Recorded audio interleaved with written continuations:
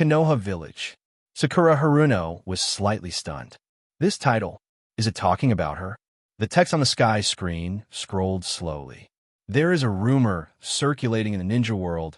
Sakura always has a mysterious sense of confidence. She actually thinks she is caught up to those two cheaters. Entire shinobi world.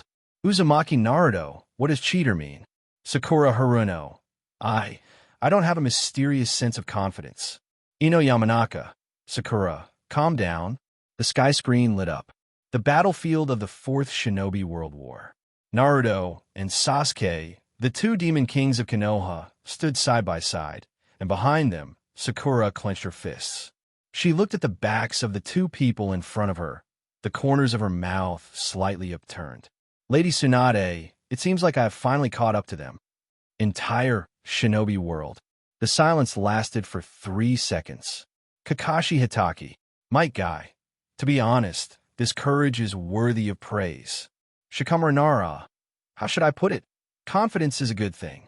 Everyone under the sky screen was startled when they saw the words Koto Amitsukami. Then they felt relieved.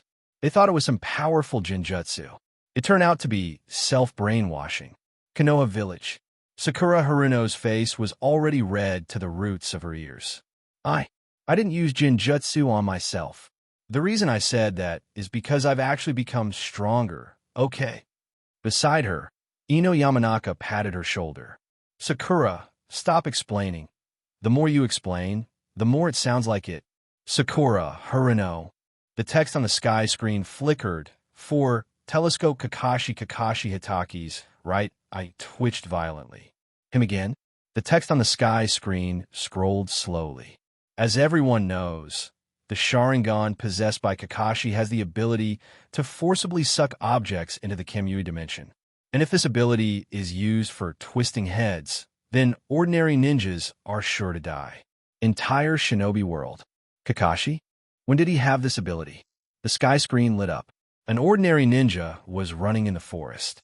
Suddenly, his head snapped 90 degrees. It was as if an invisible hand had grabbed his head and forcibly twisted it. Snap! The image froze. The entire ninja world collectively shrank their necks. So what if we equip Kakashi's left eye with a telescope? Kamui would have infinite range. Then what would you do about your head? The scene switched. Kakashi was standing on the high tower of Konoha Village. In front of his Sharingan, a huge telescope was impressively mounted. Kakashi looked through the telescope.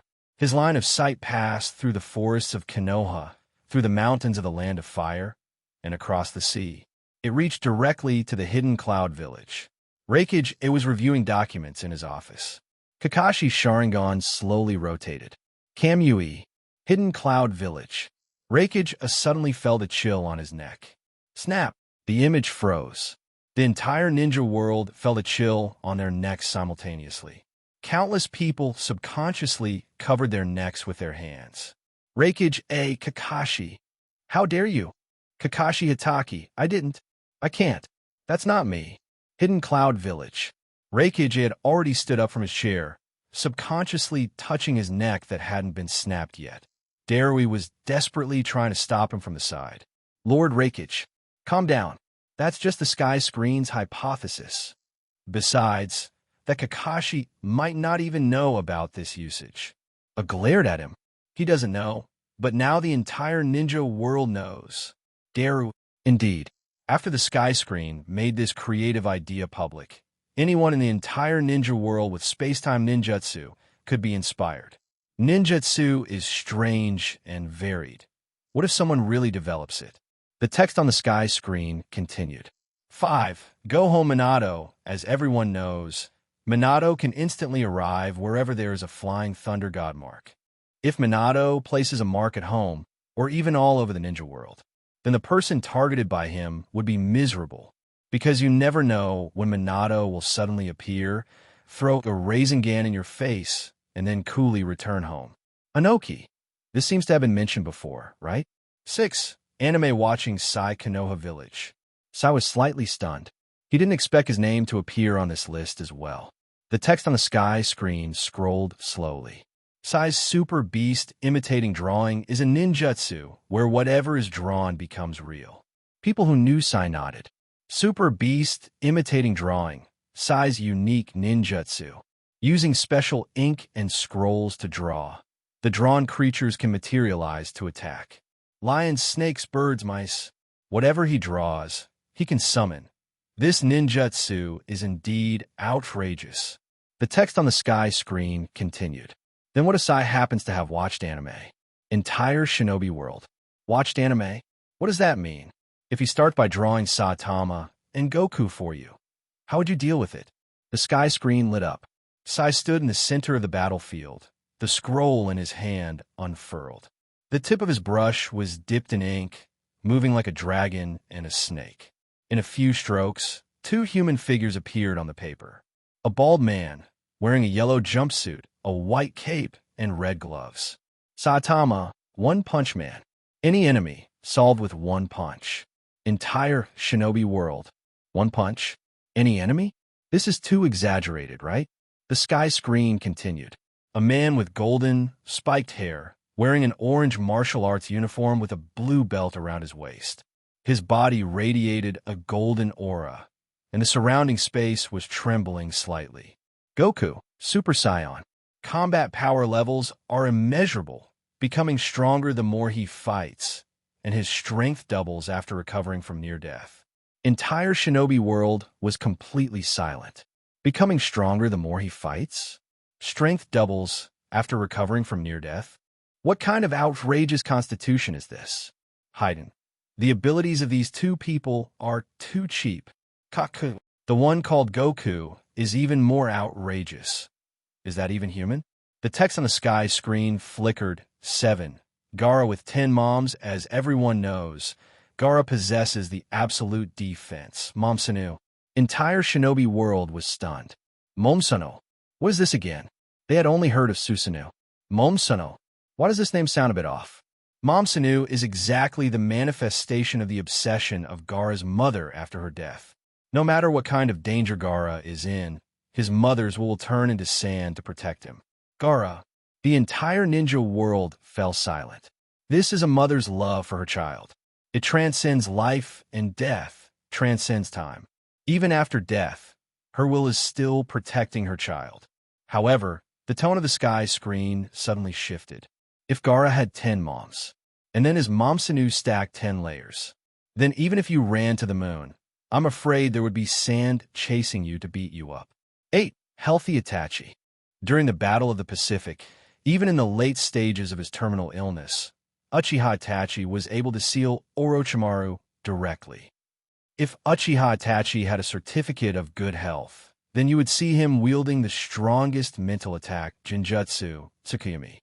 The strongest physical attack that never extinguishes Amaterasu, plus the Yata Mirror, which repels all attacks, and the Tatsuka Blade, which seals all existence. These 4 strongest skills are enough for a healthy Uchiha Itachi to dominate everything. Even if Uchiha Madara came along, he might not be his opponent. The entire ninja world gasped. Seeing this, everyone was filled with awe. He's that OP? Uchiha Itachi can fight Uchiha Madara? Uchiha Madara. Interesting. Senju Hashirama. Madara, are you nervous? Uchiha Madara. I'm not nervous. I just feel my fighting spirit is rising. Senju Hashirama. 9. Air Control Yakushi Kabuto. Yakushi Kabuto's Sage Mode has a skill called Inorganic Reincarnation. It can control all inorganic matter. If he chooses to extract all the surrounding air during battle, then the enemy will suffocate to death. The entire ninja world went silent instantly. The sky screen shifted. A battlefield. Yakushi Kabuto faced several enemies. He didn't release any offensive ninjutsu. Instead, he directly cast the senjutsu, Inorganic Reincarnation. Everything in the air began to be extracted. Oxygen, nitrogen, carbon dioxide. All gaseous components were manipulated by inorganic reincarnation and quickly vanished from the battlefield. The enemies first felt short of breath. Then they felt dizzy. Then they fell one by one. The entire ninja world. Countless people subconsciously took a deep breath. They suddenly realized that Air, this most common, most inconspicuous, most overlooked thing, is actually the most basic condition for human survival. And Yakushi Kabuto could actually control all inorganic matter. Air is inorganic matter. Nara Shikamuro. Air is also inorganic matter. Orochimaru. From a chemical perspective, yes. Air is composed of inorganic molecules like nitrogen and oxygen. Nara Shikamuro. Doesn't that mean, as long as Yakushi Kabuto is willing, he can create a vacuum anywhere? Kakashi Hitaki. Theoretically, yes. Nara Shikamuro. That's too troublesome. Under the sky screen, Orochimaru looked at Yakushi Kabuto beside him. He nodded slowly. He didn't speak, but that nod said everything. Yakushi Kabuto pushed up his glasses, the corners of his mouth curling up slightly. Lord Orochimaru. His voice was somewhat excited. Have I gained your approval? Orochimaru's lips curled into a smile. Yakushi Kabuto, you have always had potential. It's just that before, you weren't using it in the right direction. The sky screen text flickered. 10. Well-fed Hinata. As everyone knows, Hinata is the big eater of the ninja world. She can finish 46 bowls of ramen in one sitting. The entire ninja world. 46 bowls. How many? She can eat 46 bowls of ramen? Even the Akimichi clan couldn't out-eat her. Akimichi Choji, 46 bowls? I can only eat 20 bowls at most. Narashimuro. Akimichi Choji, calm down. This data might not be accurate. Akimichi Shoji. No. If what the sky screen says is true, then Hinata has a purer Akimichi bloodline than I do. Ino Yamanaka. Akimichi Choji, are you missing the point? The sky screen image lit up. Ichiraku Ramen Shop. 30-minute time-limited Big Eater Championship. As the countdown ended, 46 empty bowls were stacked in front of Hinata. And the other contestants, even the biggest eaters like Naruto and Yamato, only ate 30 and 31 bowls respectively. Old man Ichiraku stood behind the counter, looking at the pile of bowls, the smile on his face frozen. This guest, would you like another bowl? Hinata smiled slightly, lowered her head shyly. One more bowl, please. Old man Ichiraku. The entire ninja world. Naruto, Hinata, she can eat this much Ichiraku ramen? Hinata, Ino Yamanaka. I always thought Hinata was the type of girl with a small appetite. Hinata. The sky screen text continued. And she dared to challenge Deva Pathpain after eating just one bowl of rice. Although she ended up losing miserably due to hypoglycemia. But if Hinata had finished 46 bowls, throwing a few more punches at Deva Pathpain wouldn't have been a problem at all. The entire ninja world. Kakuzu. So the core of this phantom god is eat more. Konoha village. Hinata was completely speechless. And Naruto, who had rushed over to see the person who could eat so much ramen, stared at her in shock. Hinata, can you really eat 46 bowls of ramen? Hinata's face turned as red as a tomato. Naruto, 46 bowls is a bit of an exaggeration. I've never eaten that much. The sky screen text flickered. 11. Intel Jiraiya. The sky screen image lit up. Hidden Rain Village. Jiraiya infiltrated this village, which rains all year round, alone. His goal was to gather intelligence. However, what he faced were 6 bodies possessing the Rinnegan, and each one had unique abilities. Animal path summoning, Preta path absorption, human path soul techniques, Deva paths Bansho Tenin, and Shinra Tensei, Azura paths missiles, Naraka paths resurrection. And Jiraiya, without knowing what these abilities were at all, charged right in. Sage mode activated. The 2 great toad sages fused with him. He killed 3 first. Even when all 6 paths appeared later, he was able to kill 1 more before dying. And he left behind critical intelligence before he died. He carved the intelligence onto the toad's back. Then, he sank to the bottom of the cold water. The dragon returns to the sea, but the sea does not welcome Jiraiya. The entire ninja world fell silent. Although it had been revealed earlier that Jiraiya died, no one expected it to be so tragic. The sky screen text continued. If Jiraiya possessed all the intelligence, then he would need to go deep inside to get the intel. The sky screen image shifted. The intel version of Jiraiya appeared on the screen. He stood on the outskirts of the Hidden Rain village, holding a detailed intelligence file in his hand. The abilities, weaknesses, and coordination methods of the six pains were all clearly written on it. After reading the intelligence, Jiraiya's mouth curled up slightly. So that's how it is. 5-second cooldown, Pretapath, cannot absorb Sage Mode. In that case, he looked at the two great sages, Fukasaku and Shima, whom he had summoned in advance. Both of you, let's change our strategy. And if a prepared Jiraiya still couldn't defeat the enemy, then it means the intelligence still wasn't sufficient, so that doesn't count as Intel Jiraiya. Tsunade? No. Is this having intel, or having read the plot? The entire ninja world. This last sentence stunned everyone for a moment. Then they laughed in realization. Indeed, if he was prepared and still couldn't win, it wasn't Jiraiya's fault. It was that the intelligence wasn't enough. In other words, give Jiraiya enough intelligence, and he is invincible. Can't win? Add intel. Still can't win? Keep adding intel. 12. Dojinshi Reikage, the strongest conceptual god against Kunoichi. Because in his Dojinshi, no Kunoichi can gain the upper hand. Undoubtedly, the entire ninja world was silent for 3 seconds. Then everyone collectively couldn't hold it in anymore. This Dojinshi Reikage was mentioned before, but every time they saw it, they found it hard to keep a straight face. If, back then, Danzo had rushed ahead of Hiruzen Sarutobi and stepped forward to act as the bait, would Tobirama have let him become the next Hokage? Konoha Village. Danzo Shimura shuddered violently. He stared fixedly at the sky screen, the skin on his aged face trembling in a way he could not conceal. That decision from back then was the biggest regret of his life. If he had been just a little faster back then, if he hadn't hesitated for that 1 second, would the position of Hokage have been his?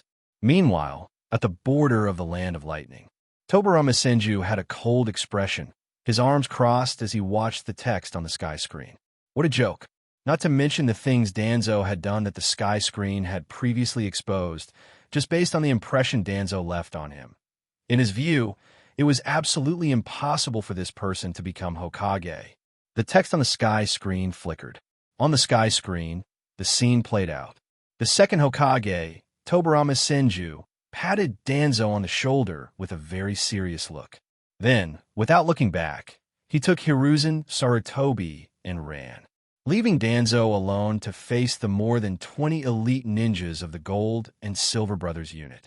Uzumaki Naruto. Taha! Lord Tobirama, isn't this too reckless? Anko Mitarashi. I'm dying of laughter. Lord Tobirama didn't even look back. The entire shinobi world. Subsequently, everyone recovered from this comical scene, realizing that when Tobirama chose Hiruzen, he had likely already made up his mind. And Hiruzen's performance, although he became ineffective in his old age, was capable of suppressing everyone when he was young. His strength, prestige, and connections were all things Danzo could not compare to. And as for what Danzo did, to put it bluntly, they were just petty, underhanded tactics. Assassination, surveillance, suppression, manipulation. These things might make people afraid when kept in the shadows. But in the position of Hokage, he wants to be Hokage with only these skills? The text on the sky screen continued. Of course, jokes aside, Tobirama might have praised Danzo for his courage, but in the end, he would still have taken Danzo along to be the bait. Because no matter what Danzo did, Tobirama would never let him become Hokage. Under the sky screen, Danzo Shimura's face turned livid instantly. What a joke. Why?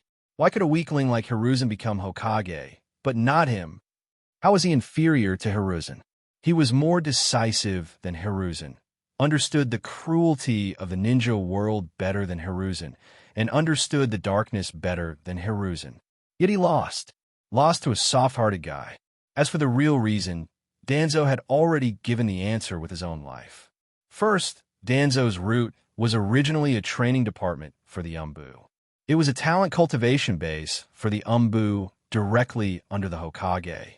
In the end, it was turned into a private armed force by Danzo. Shikamaru Nara. Turning a state institution into a private armed force is treason in any country. The text on the sky screen continued. Members of the Root have no names, and they don't even have humanity. They obeyed Danzo's orders completely. And the things Danzo did, as mentioned before, interfering in the internal affairs of Amagakure to trigger a war, monitoring Jinchuriki and the Uchiha, suppressing dissenters, and even assassinating the Hokage. He was this arrogant even without being Hokage. If he had really become Hokage, the scene on the sky screen lit up. A world of what if.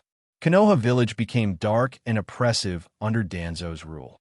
The Ninja Academy in Konoha no longer taught ninjutsu or the will of fire.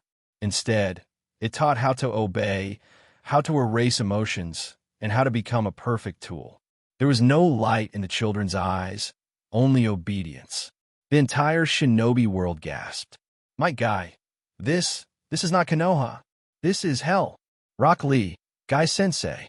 I can't bear to watch anymore. Wah. Hinata, Hyuga. Everyone is so scary. They have no expressions. On the sky screen, Danzo sat in the Hokage office. A row of root ninjas knelt before him. Report, Lord Hokage. All opposing voices have been eliminated. Danzo nodded coldly. Very good. If Danzo really became Hokage, who could guarantee that he wouldn't destroy Konoha? Danzo, standing under the sky screen, felt his ears buzzing, his eyes bloodshot, and he was breathing heavily like an ox. Hokage! Hokage! These two words were his lifelong obsession. By what right did the sky screen say he couldn't be Hokage? By what right? So, in the matter of choosing a Hokage, Tobarama's judgment was actually decent. It's fortunate that Hiruzen Sarutobi became Hokage. Under the sky screen, countless people nodded slightly. After the previous analysis, everyone had clearly seen one thing. If Danzo had become Hokage back then, Konoha would likely have fallen apart long ago. Hashirama Senju. Tobarama does have an eye for talent. This point is just like me. Tobarama Senju. Brother, what does this have to do with you? Hashirama Senju. Isn't your eye for choosing a Hokage inherited from my will of fire? Tobarama Senju. Can you stop trying to take credit for everything? The text on the sky screen continued to flicker. During the Second Shinobi World War and the Third Shinobi World War, Konoha faced the siege of the four great ninja villages. The third Hokage, Hiruzen Sarutobi, focused mainly on defense, fighting a war of attrition. The core strategy was to protect Konoha's local interests and wait for an opportunity to seek reconciliation. Facts proved that the four great ninja villages were not monolithic. The scene on the sky screen appeared and advanced rapidly. The war entered its third year. Sunagakure was the first to be unable to hold on. Their economy was the weakest among the four great villages, and a long-term war consumption led to complaints within the country. Sunagakure was the first to propose peace talks. Immediately after, the Hidden Mist village also withdrew. The supply line for overseas operations was too long, and they simply could not afford the attrition. Although Iwagakure and Kyomogakure persisted, having lost the support of their two allies, their offensive weakened significantly. Hiruzen seized the opportunity, dispatched diplomatic envoys, and signed ceasefire agreements with each village one by one. Therefore, in both the Second and Third Wars, Konoha achieved the final victory. Under the sky screen, the people of Konoha saw this scene and couldn't help but nod secretly. Although Hiruzen's later methods seemed very frustrating, always yielding, and seemingly cowardly. But because of this, it also spared Konoha from some wars. Tsunade. The old man was indeed formidable when he was young. Tsunade. It's a pity that after he got old. Hiruzen Sarutobi sighed. Hiruzen Sarutobi sighed. It seems living too long isn't necessarily a good thing either. If he had died for Konoha in his prime, what the sky screen said about him now would probably all be praise, right? But if Danzo had been Hokage, with Danzo's extreme personality, he would never have chosen defensive attrition and seeking reconciliation. Instead, he would have launched an active offensive at any cost. On the sky screen, Danzo stood on the command platform and directly ordered his subordinates to kill the enemy envoys. Still want to seek peace? You want to retreat without finishing the fight? He pulled out a kunai from behind him and carved words on the wall. Fight to the death. Under the sky screen, people from other villages gasped at the sight. Did fight to the death mean going all out? All registered ninjas participating in the war? This meant that even students who weren't even genin would have to go to the battlefield, and even medical ninjas would have to pick up kunai to charge. This wasn't fighting a war. This was aiming to finish off everyone in the village. Fighting a war is for the overall benefit. Fighting against such a madman, the best result would be mutual destruction, which is completely not worth it. The sky screen text continued. Perhaps he would first concentrate his firepower to beat the weakest Sunagakure into submission. Then, he would target Hidden Mist Village, which requires crossing the sea to fight. Finally, he would concentrate all his forces to deal with a Wagakure and Kyomogakure. As for how many people died, he never cared. On the sky screen, the war entered its 5th year. The number of Konoha ninjas plummeted by 70%. The Ninja Academy was forced to graduate students early, and genin who were not even double digits in age were sent directly to the front lines. Almost all the young adults, children, and elderly in the village participated in the war. The entire Konoha was about to become an empty village. The entire shinobi world fell silent. This scene was too suffocating. Tsunade, I can't take it anymore. Even if Danzo is just a hypothetical, I still want to beat him up. Jiraiya, Tsunade, calm down. This is just a hypothesis. The sky screen text flickered and the tone shifted. Furthermore, there is an even more terrifying consequence to Danzo becoming Hokage. The entire shinobi world held its breath. An even more terrifying consequence? Weren't the previous ones terrifying enough? A Hokage born from the weak Shimura clan, letting him lead 1,000-year-old ninja clans like the Uchiha and Hyuga. That would definitely lead to many conflicts. For example, after the incident where Kyomogakure tried to kidnap Hinata, Danzo would very likely take the initiative to ignite a war, using this as an excuse to demand the entire Hyuga clan go to the battlefield. Hayashi, what a move, using someone else's hand to kill.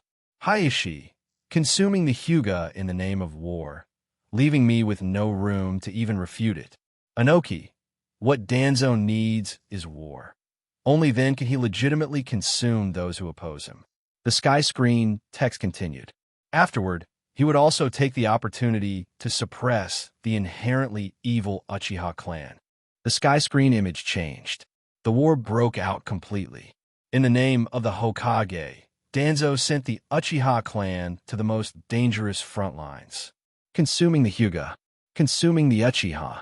Once these great clans were hollowed out by the war, Konoha would be Danzo Shimura's Konoha alone.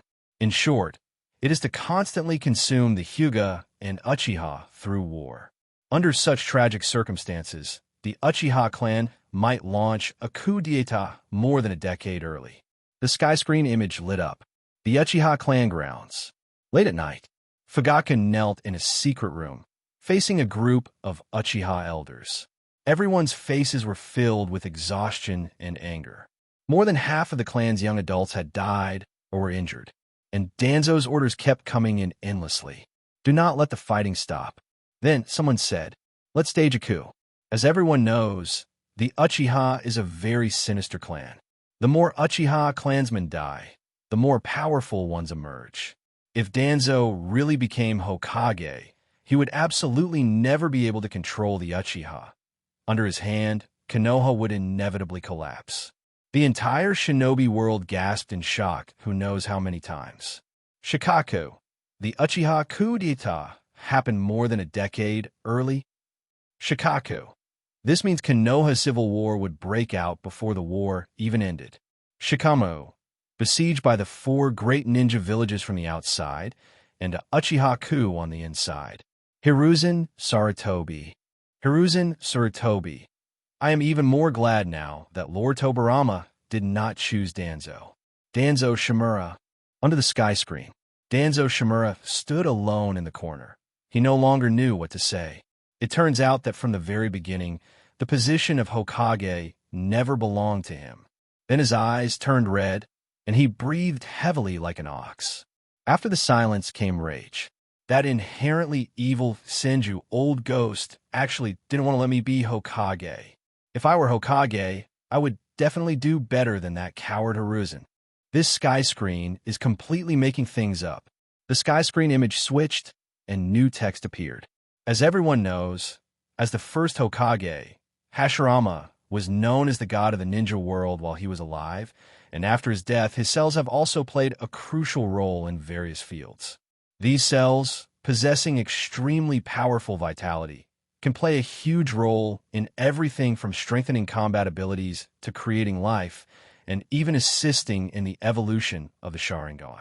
Fourth Reikage A what? Hashirama cells can enhance the Sharingan. Madarumi, wait a minute.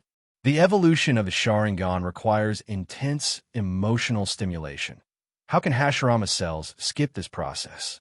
Anoki, Hashirama suppressed the ninja world while he was alive, and after he died, he can still act as a cheat for the Uchiha? Is this reasonable? During the founding of Konoha, Hashirama himself was squatting by the Naka River. Hearing this, he scratched his head and turned to look at Uchiha Madara beside him. Madara, my cells can enhance the Sharingan? Uchiha Madara crossed his arms, his brows locked in a frown, staring at the sky screen for a long time without speaking. After a long while, he spoke coldly. The fact that your cells can harmonize with the Sharingan to evolve already speaks volumes. Hashirama laughed honestly twice. I didn't expect that I could still help you after I died. That's really great. Madara's face darkened. Why did that sound so strange? Who asked for your help? In Konoha, Tsunade watched the image on the sky screen, gritting her teeth. Bastard, what do you take my grandfather for? On the sky screen, the text continued to scroll. First, the first use of Hashirama cells is to obtain the would-release bloodline limit. For instance, Yamato is the only successful test subject. Although his would-release cannot be compared to the first Hokage, at the very least, building a 3-bedroom apartment is completely fine. On the streets of Konoha Village, the villagers were collectively stunned. Would-release? The signature bloodline limit of the first Hokage? There are other would-release ninjas in Konoha. Wait, who is Yamato? I've never heard of that name. If he can even build a 3-bedroom apartment, doesn't that mean the village won't have to spend a lot of money hiring people for infrastructure in the future? Damn it, why didn't you say so earlier? I remember now, there was a scene before where the third Hokage was assassinated by a would-release ninja. That would-release ninja must have been hidden by the damn third Hokage. Why is the third Hokage so bad, damn it? Iwagakure. Anoki floated in mid-air, his eyelids twitching. Konoha actually secretly cultivated a second would-release ninja? Just how many trump cards are they hiding? Kitsuchi scratched his head, feeling that his old father might be a bit forgetful. Father, that would-release ninja named Yamato. Didn't he appear when the third Hokage was assassinated? He was the one who used would-release to restrain the third Hokage. Anoki was silent for a moment, appearing to be contemplating the previous content. No wonder that old geezer Danzo sent him to assassinate the third Hokage. The sky screen continued. The second usage is to enhance one's own recovery ability, and it can also increase the total amount of chakra. The third usage is to create artificial limbs. Because Hashirama cells possess powerful proliferative capabilities and basically do not cause rejection with other people's cells, many people who have lost hands can immediately return to a normal life after directly attaching an artificial limb made of Hashirama cells. As this point appeared, the medical ninjas of the entire shinobi world collectively perked up. In the hidden sand village, Granny Chio sat on a lounge chair, her originally cloudy eyes instantly brightening. Nori Yixjin, it doesn't reject anyone's cells? This characteristic is simply a miracle in the medical field. In the Konoha hospital, Several medical ninjas looked at each other, then burst into low-voiced discussions. If we can mass-produce artificial limbs using Hashirama cells, we won't have to worry about losing limbs in the future. But people of our level can't get Hashirama cells, right? The sky screen already said it. Doesn't Konoha have that Yamato? Can't we just secretly get them from him? In the Hokage building, Hiruzen Sarutobi's hand holding the pipe trembled slightly. Hashirama cells, they actually have this use. If we had discovered this earlier, those elite ninjas who retired due to injuries. Jiraiya leaned against the wall and sighed. Old man, don't think about the past. The key now is that the sky screen has spilled all of this out. Other villages will definitely be jealous.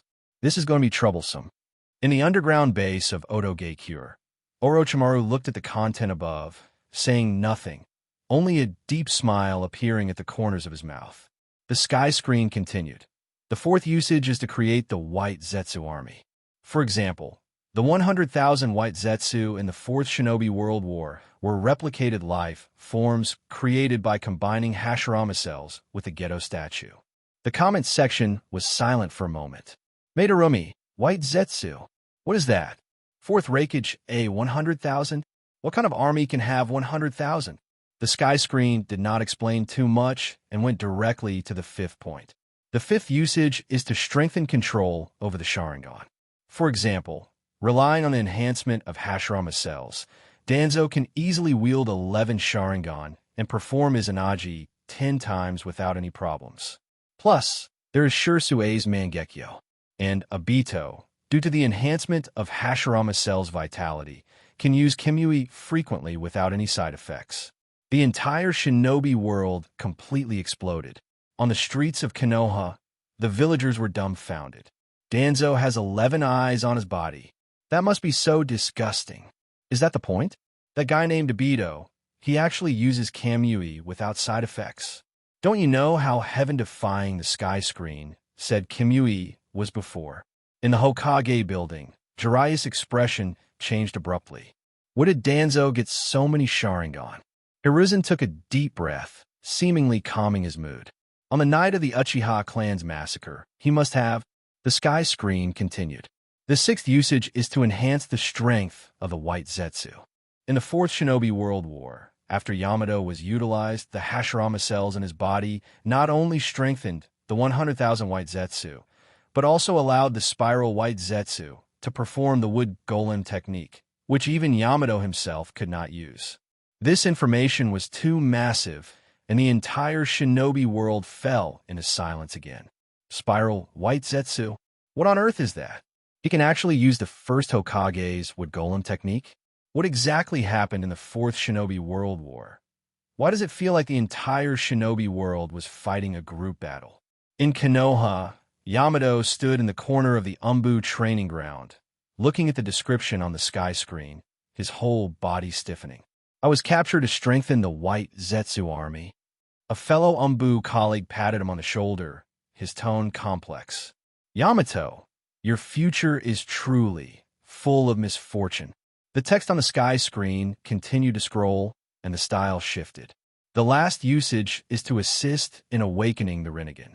For example, Uchiha Madara, who was originally the reincarnation of Indra, after transplanting Hashirama cells and obtaining the power of Ashura, also awakened the Rinnegan before he died, and used this eye to deploy all subsequent plans. The entire shinobi world was completely bewildered. Indra? Ashura? During the founding period of Konoha, Senju Hashirama suddenly turned his head to look at Uchiha Madara. Madara, the sky screen says that after you transplanted my cells, you awakened the Rinnegan. Uchiha Madara stood on the spot, with a look of confusion on his face. He had indeed seen records of the Rinnegan in the ancient books of his clan, but he had never thought that he might awaken it himself. I'm not clear about this either, but I know the last person to possess the Rinnegan was the Six-Path Sage. However, since the sky screen said so, it is highly likely to be true. Senju Hashirama suddenly became excited. Doesn't that mean my cells can really help you become stronger? He looked around, then took a kunai out of his ninja tool pouch, rolled up his sleeve, and was about to slash his arm. Then I'll give you some right now. You try transplanting it first, and see if you can awaken the Rinnegan. Uchiha Madara was stunned for half a second, then flew into a rage, stepped forward, and grabbed Hashirama's wrist with such force that the kunai in Hashirama's hand almost fell. Are you insane? Hashirama was a bit confused, looking innocent. Didn't you say that transplanting my cells could make you stronger? Then I'm giving you some now, you try it. Madara, seems like that might work. Then he and Hashirama looked at each other, and then began to carry out Hashirama's idea. The sky screen's image shifted once again. If Kakashi entered the dating market, just how competitive would he be? Kakashi was a golden bachelor in his youth, and by the time he reached his 40s or 50s, he had become a diamond bachelor. If he doesn't consider spending his whole life with Ica Paradise, just looking at his hard qualifications, his competitiveness in the dating market is absolutely at a crushing level. On the streets of Konoha village, quite a few middle-aged aunties gathered together, whispering to each other. Kakashi still isn't married, even in middle age? His qualifications are so good. I heard he spends all day holding that smutty book, so I guess his heart isn't in that sort of thing. Oh my, as long as the qualifications are there, he can find someone whenever he wants. The sky screen image turned. First, let's look at his external conditions. In terms of looks, he inherited the excellent genes of his father, the white fang of Konoha, possessing a head of white hair and lazy eyes, while his signature mask is full of an ascetic mystery. If viewed by ordinary people, this would be a Jihao, but Kakashi truly has strength.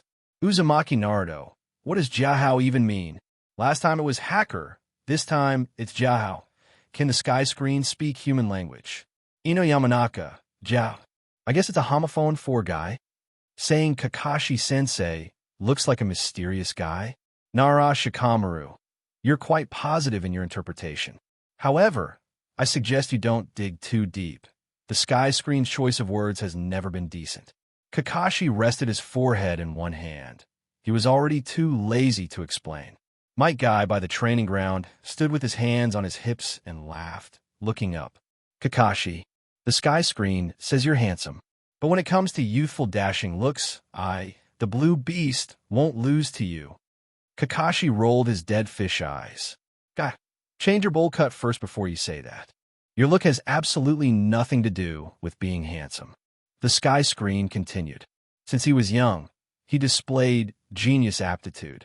He graduated from a ninja academy at the age of 5 with top marks, passed the Chunin exams at 6 to receive his Chunin certification, passed the Jonin exam at 12 to become an official Konoha staff member, joined the Umbu at 13 and served as an Umbu squad leader, became Konoha's top Jonin at 26, and became the 6th Hokage at 31. Furthermore, he possesses all 5 elemental chakra natures and has mastered over 1,000 ninjutsu. His personal abilities are exceptionally solid. After this point appeared, the entire ninja world went quiet for 2 seconds. In a Wagakure, Inoki floated in midair, stroking his beard, his expression extremely complex. Graduated at 5, Chunin at 6, Jonin at 12. A genius like this from Konoha actually can't find a partner? On the streets of Konoha village, villagers who didn't know much about Kakashi began to discuss. Kakashi was actually this amazing? I thought he was just a Jonin who was always late. But he became Hokage at only 31. Doesn't that mean the 5th generation didn't serve for long before stepping down? Should you dare say that? Do you not want your head anymore? Once it reached this point, the others consciously shut their mouths. They possessed the will of fire, that's true, but if they were overheard, they'd likely have to take a trip to the Umbu. The sky screen text scrolled, its tone becoming increasingly composed. Next is professional income. His profession was the 6th Hokage, the highest honor in Konoha village, and he retired normally after serving for 15 full years at the age of 46. Besides this, as a retired Hokage, he enjoys the highest tier of pension and allowances for life, while also possessing powerful connections in the upper echelons and the ability to mobilize resources. In terms of material conditions, one can only say it's maxed out. 4th Reikage A. Serve as Hokage for 15 years. Madarumi. Aren't Konoha's Hokage terms usually very short? Except for that one who could take on three. The first, second, and fourth all didn't serve many years before. Uzumaki Naruto, Kakashi-sensei, actually served as Hokage for 15 years. Then when did I become one? Narashikamaru.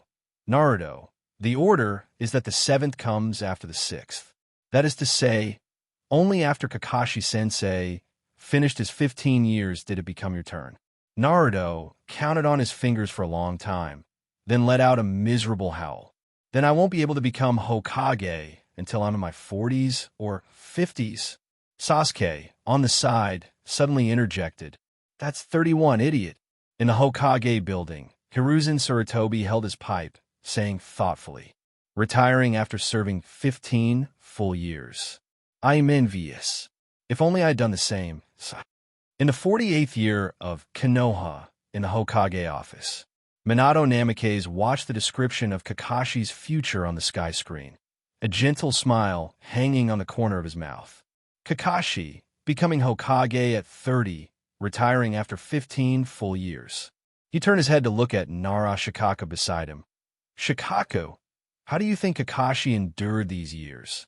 Shikaku had his hands tucked into his sleeves, his expression rarely relaxed. This was truly in his comfort zone. With his personality, he is likely very responsible. Otherwise, he wouldn't have achieved those feats mentioned by the sky screen earlier. Minato chuckled. That's true. The sky screen continued to output. His daily routine and personal habits are also quite good. The apartment he has lived in alone for a long time is neat and orderly. He does chores, loves cleanliness, and even cooks a great meal. Apart from his obsession with Aika Paradise, he has no bad habits, which also indirectly shows that there are no issues with his sexual orientation or abilities. After this point appeared, the comment section went crazy laughing. Jiraiya, does this count as indirectly advertising my Aika Paradise? Tsunade, Jiraiya, stop flattering yourself. The sky screen is just stating facts objectively. My guy, Kakashi can cook. I've known him for so many years and have never eaten a meal he's cooked. Kakashi Itachi, guy you never asked. On the streets of Konoha village, several aunties covered their faces and laughed in a group. Oh my, Lord Kakashi can cook and loves cleanliness. Where can you find such a man nowadays? Exactly. My old man at home can't even wash a bowl. It's just that Aika Paradise. I heard the content isn't very decent. Men, it's normal to have a small hobby. As long as he isn't messing around outside, it's fine. The sky screen image flickered, and the last line of text appeared. Taken as a whole, Kakashi can be said to be absolutely top tier in the dating market. With these qualifications, as long as he is willing, he would absolutely not lack dating prospects. The comment section boiled over again. Madarumi, this sentence does it mean? Konoha's sixth Hokage still isn't married? Kuratsuchi, I'm suddenly a bit curious about what kind of girl Kakashi actually likes. Fourth Reikage, no matter how good his conditions are, he's still a Konoha person. Our Kumoga-cure female ninjas won't marry over there. Darui, Reikage-sama. The way you say that makes it sound as if you would be interested in our Kumoga-cure female ninjas. Fourth Reikage, Darui, what do you mean? On the streets of Konoha village, the villagers were still heatedly discussing. Kakashi's conditions are so good. Why is he still single at 40 or 50? Probably high standards. After all, he's been a Hokage. He can't just find any ordinary person. And at this moment, Kakashi himself, one could see from his dead fish eyes that the light in them had already vanished. He silently took out Aika Paradise and began to flip through it, just like that, continuing to read it nonchalantly in front of everyone. Anyway, the entire ninja world knows now, so let it be. The sky screen lit up again, and a somewhat unexpected title appeared in the heavens. It is well known that Naruto actually has a very high level of attractiveness without his nine-tailed whiskers. After all, his parents were both good-looking, and the main reason for Naruto's decline in appearance is his personality and the nine-tailed whiskers. On the Konoha village training ground, Naruto got energized upon seeing this. So, I'm actually quite handsome without these whiskers. He touched his cheeks. Those 6 whisker-like marks had been there since he was a child. He had never felt anything was wrong with them. Sasuke glanced at him and instinctively retorted, "You don't look that great right now either. It's the same regardless of whether you have whiskers or not." Naruto was immediately furious. "Sasuke, what do you mean by that?" Sakura stood nearby, tilting her head and looking closely at Naruto's face.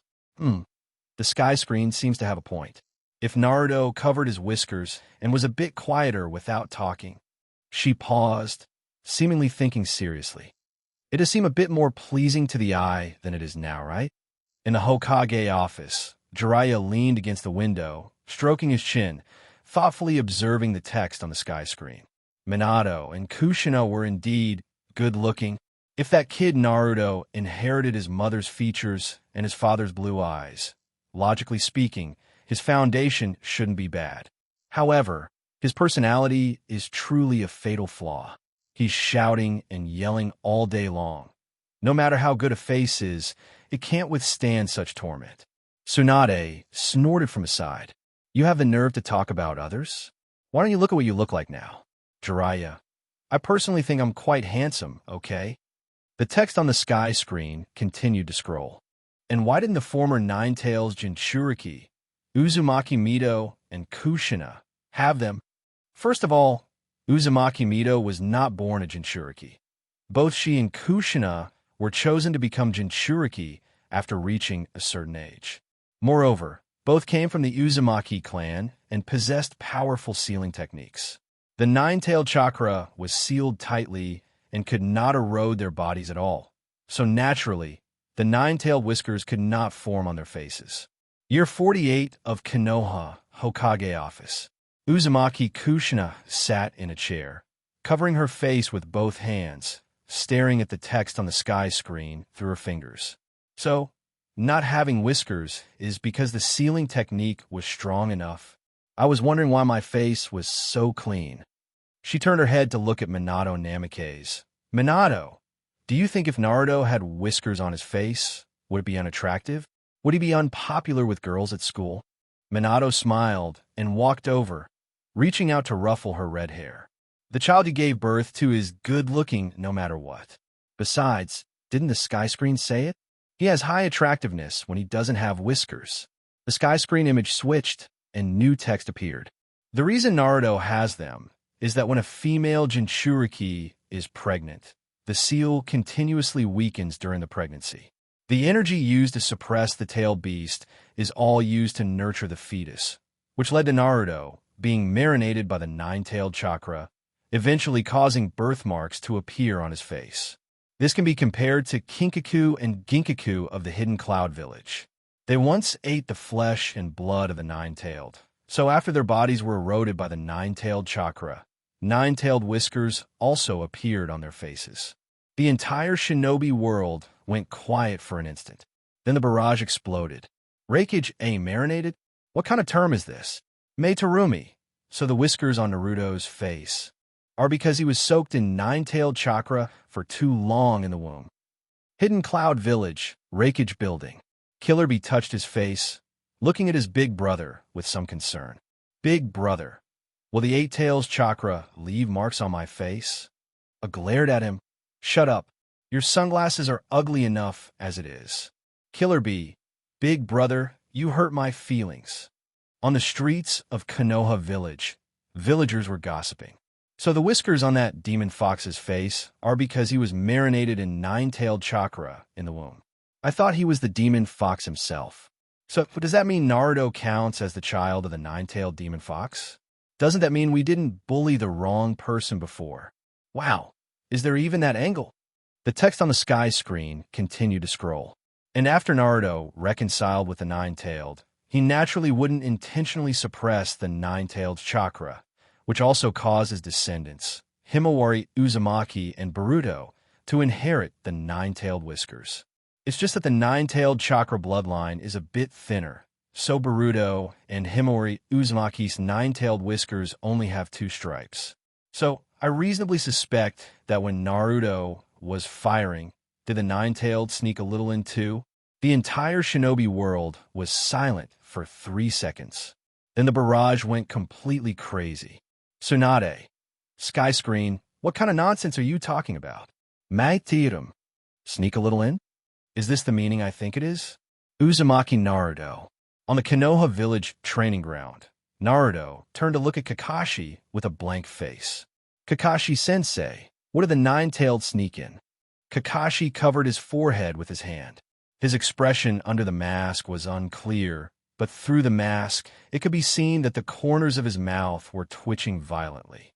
But then he also pondered in his heart, does the nine-tailed really have that thing? Inside the nine-tailed ceiling space, the huge nine-tailed lay in the cage, its expression unchanged. Sneaking in a bit of chakra, well, that's normal. The more you sneak in, the higher that person's acceptance of one's chakra. The sky screen image switched, and the tone suddenly became serious. Additionally, the nine-tailed whiskers have a hidden function. After the nine-tail dies, it can be resurrected again through the coordinate of the nine-tailed whiskers. Furthermore, the inheritance of the nine-tailed whiskers is very similar to the inheritance of a bloodline limit. To put it bluntly, it is the nine-tailed Jinchuriki passing down a bloodline birthmark. In other words, Boruto and Himawari Uzumaki are definitely Naruto's seed.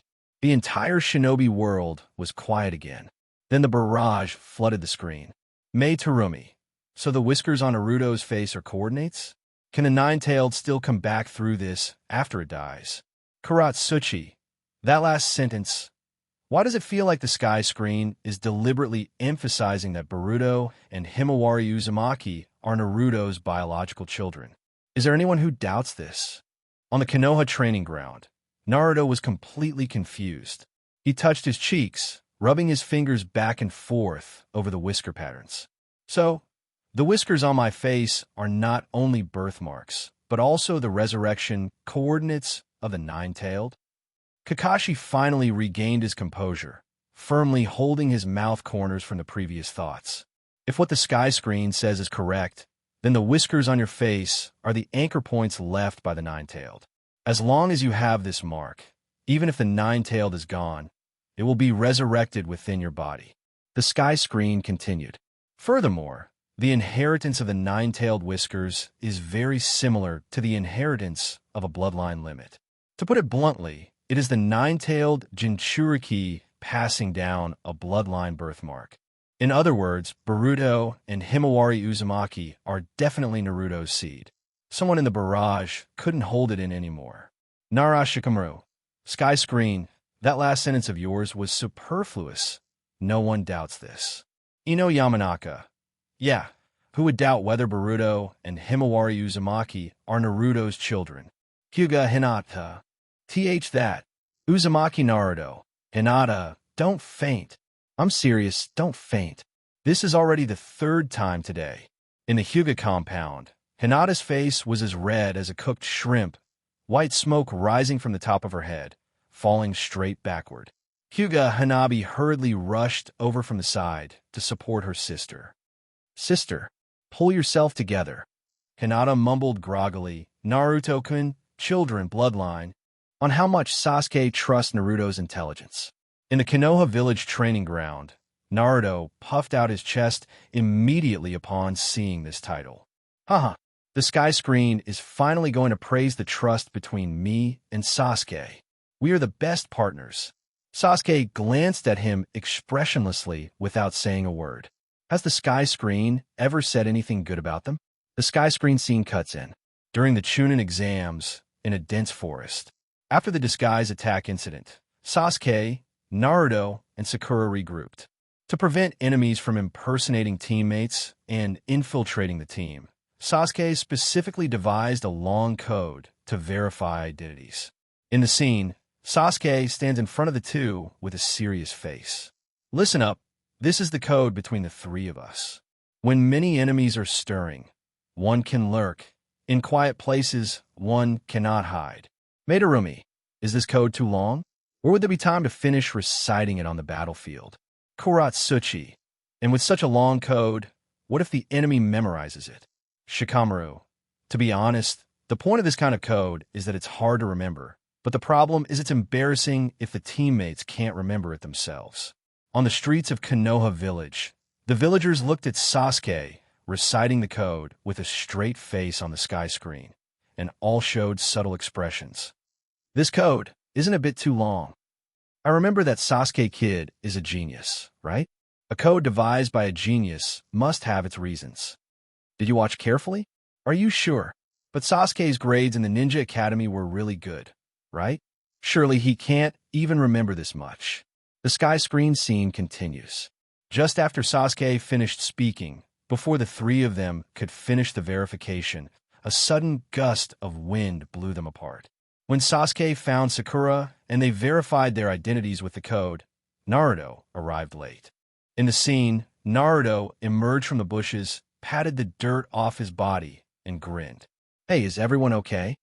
Sasuke's eyes narrowed, and he reached out to stop Naruto, who was about to run over. Naruto, wait a second. The code. Naruto was stunned for a moment, then spoke confidently. I know it. When many enemies are stirring, one can lurk. In quiet places, one cannot hide. What's important for a ninja is knowing the timing, when the enemy is tired and careless. Databayo. The entire ninja world went quiet for a moment. Fourth Kage, he actually remembered it. However, in the sky screen scene, Sasuke's expression changed. In the scene, Sasuke's gaze staring at Naruto shifted from calm to vigilant. Without a word, he threw a kunai at Naruto. Naruto was startled, hurriedly dodged to the side, and shouted, What are you doing? Sasuke stared at him coldly. Are you someone who can dodge this attack of mine? Sakura was anxious on the side. What are you saying, Sasuke? He is Naruto. The code was completely correct. Sasuke didn't look back, his voice terrifyingly calm. Do you think that guy can remember such a long code? The image froze on Sasuke's indifferent profile, followed by a line of inner monologue. Just kidding. I already forgot it myself. How could that guy Naruto possibly remember it? Fourth Raikage, ha ha ha ha. Does Sasuke think Naruto doesn't have the intelligence for it? Akatsuki, this logic. I actually think it makes a lot of sense. Jiraiya, Minato, your son's intelligence has been severely underestimated by his teammate. Ha, but it seems it wasn't really overestimated either.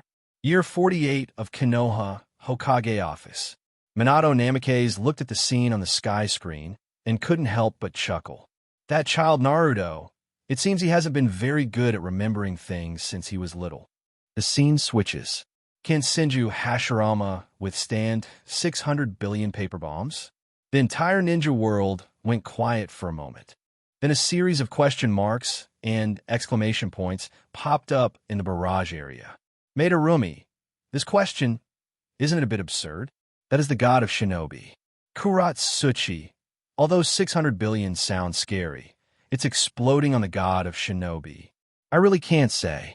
During the founding of Konoha, Senju Hashirama scratched his head when he saw this title. 600 billion paper bombs? That seems a bit difficult, it seems. Uchiha Madara, beside him, couldn't sit still when he saw this line. He stood up straight abruptly, his tone full of natural disdain. That junior who impersonated me could survive 600 billion paper bombs. Hashirama, how could you not be able to withstand it? The text on the sky screen continued to scroll. First, when Hashirama fought Madara, his with human technique could withstand the nine-tailed beast ball. And a single-tailed beast ball can instantly destroy Konoha village, which shows how powerful Hashirama's wood-release defense is.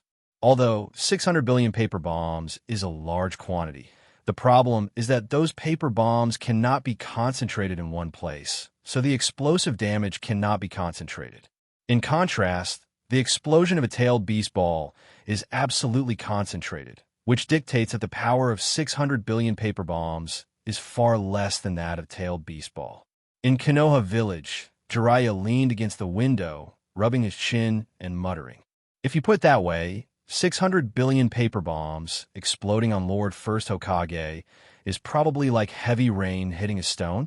It looks scary, but actually nothing happens. Tsunade stood by, recalling her grandfather's mind-boggling wood release. Grandfather's defense is indeed at a level that normal people cannot understand. The sky screen scene continues to switch. Then, what if Hashirama uses his physical body to defend and withstand 600 billion paper bombs? Can he withstand this explosion that lasts for 10 minutes? The 600 billion paper bombs are spread evenly over an area of about 500 meters in radius under the water. The purpose is to prevent the opponent from escaping the ambush circle while resisting the explosion. So if calculated according to this layout, there are at most a few thousand paper bombs exploding around him per second. This amount of paper bombs is just a scratch for Hashirama. The barrage area was silent for a moment, then completely exploded. Maitirum. A scratch? Fourth Reikage, a few thousand paper bombs exploding at the same time, is called a scratch. Then what is called getting hurt? Land of Rain, Akatsuki Organization Base. Deidara looked at the sky screen, frozen in place. A few thousand paper bombs per second is a scratch. He turned to look at Kakuzu, his eyes full of the bewilderment of being hit. Kakuzu was expressionless. Don't look at me. Senju Hashirama's level is not in the same world as us. The sky screen continued to output. And even if Hashirama only relied on his physical body, these 600 billion paper bombs would not be able to kill him. Furthermore, Hashirama possesses a very terrifying self-healing ability without seals, and the damage caused by the paper bombs cannot keep up with his healing speed at all. The entire ninja world gasped again. In the hidden sand village, Chiyo sat in a recliner, her hand holding the cane, trembling slightly. Self-healing without hand signs. Automatic recovery without needing to weave signs. This constitution is simply the ultimate dream of every medical ninja.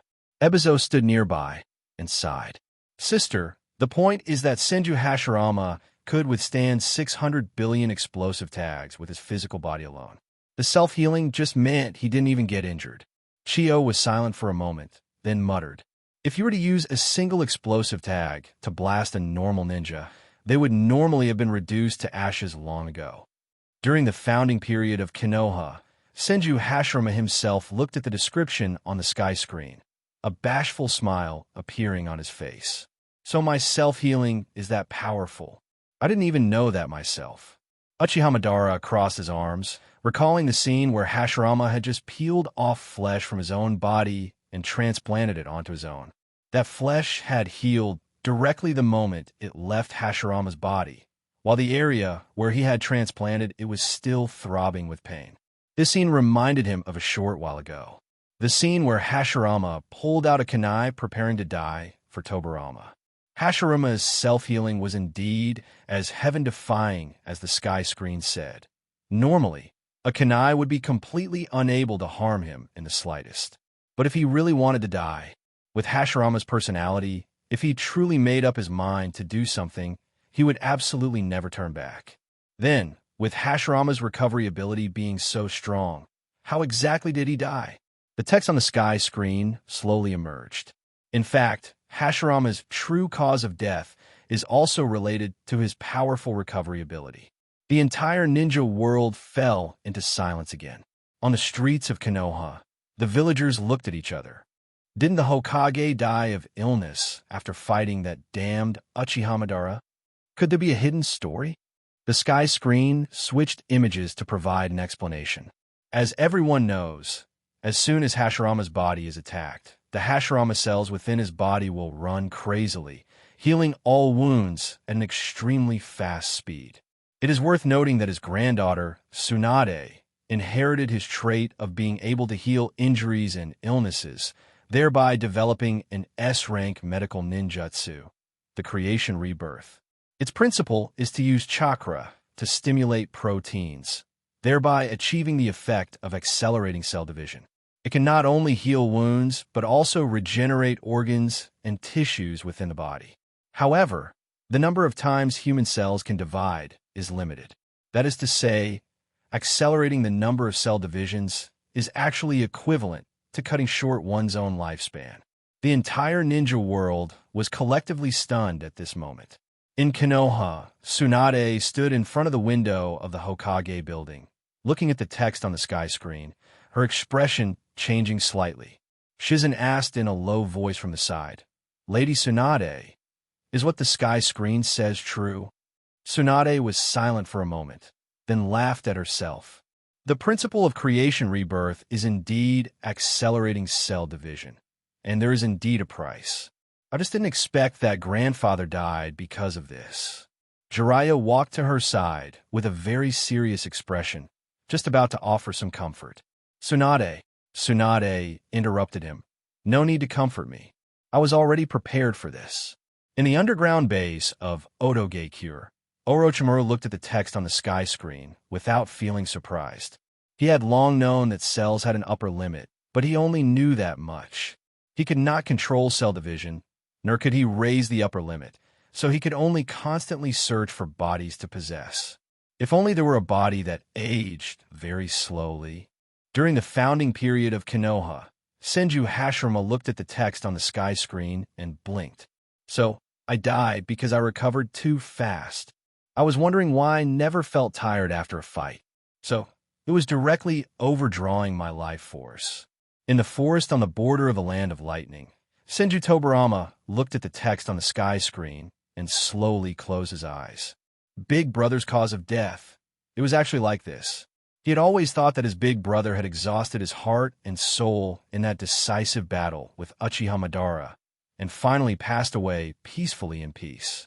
Yet he did not expect that what truly killed his big brother was his innate power itself.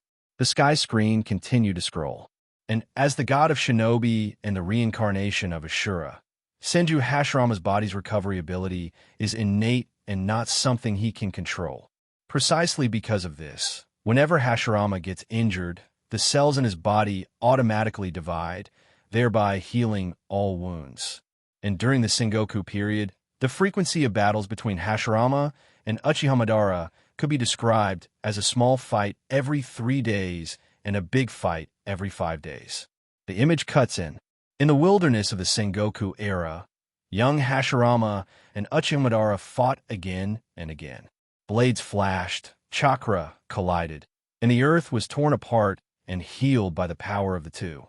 During every battle, the wounds on Hashirama's body would recover as good as new within seconds. But no one knew that beneath that skin, which had recovered as good as new, Hashirama's life was slipping away bit by bit. So, every battle of Hashirama's, from its essence, is actually consuming his own lifespan. Orochimaru, even someone as strong as the god of shinobi, cannot escape life and death. Cells, they're truly wondrous. The image on the sky screen switched again. The summons of the other 2 members of Team 7 are called upon whenever they are needed, but Naruto's summon is whoever happens to be free comes. The entire ninja world was quiet for a moment. Madarumi, why does this title sound a bit sad? Jiraiya, after all, everyone has their own things to be busy with, but that guy Gamakichi does stand people up often. The sky screen image cuts in. Uchiha Sasuke stood in an open space, forming hand signs with both hands. Accompanied by a burst of white smoke, a giant blue snake raised its head from the smoke. And Uchiha Sasuke stood on the head of the blue snake. The blue snake did not dare to overstep in the slightest, calling out in a respectful tone. Uchiha Sasuke-sama, please give your orders. The image switched. Sakura Haruno stood on the training ground, the diamond mark on her forehead glowing faintly, and she put her hands together to summon Katsu. The giant Katsuyu lay on the ground, her body squirming softly.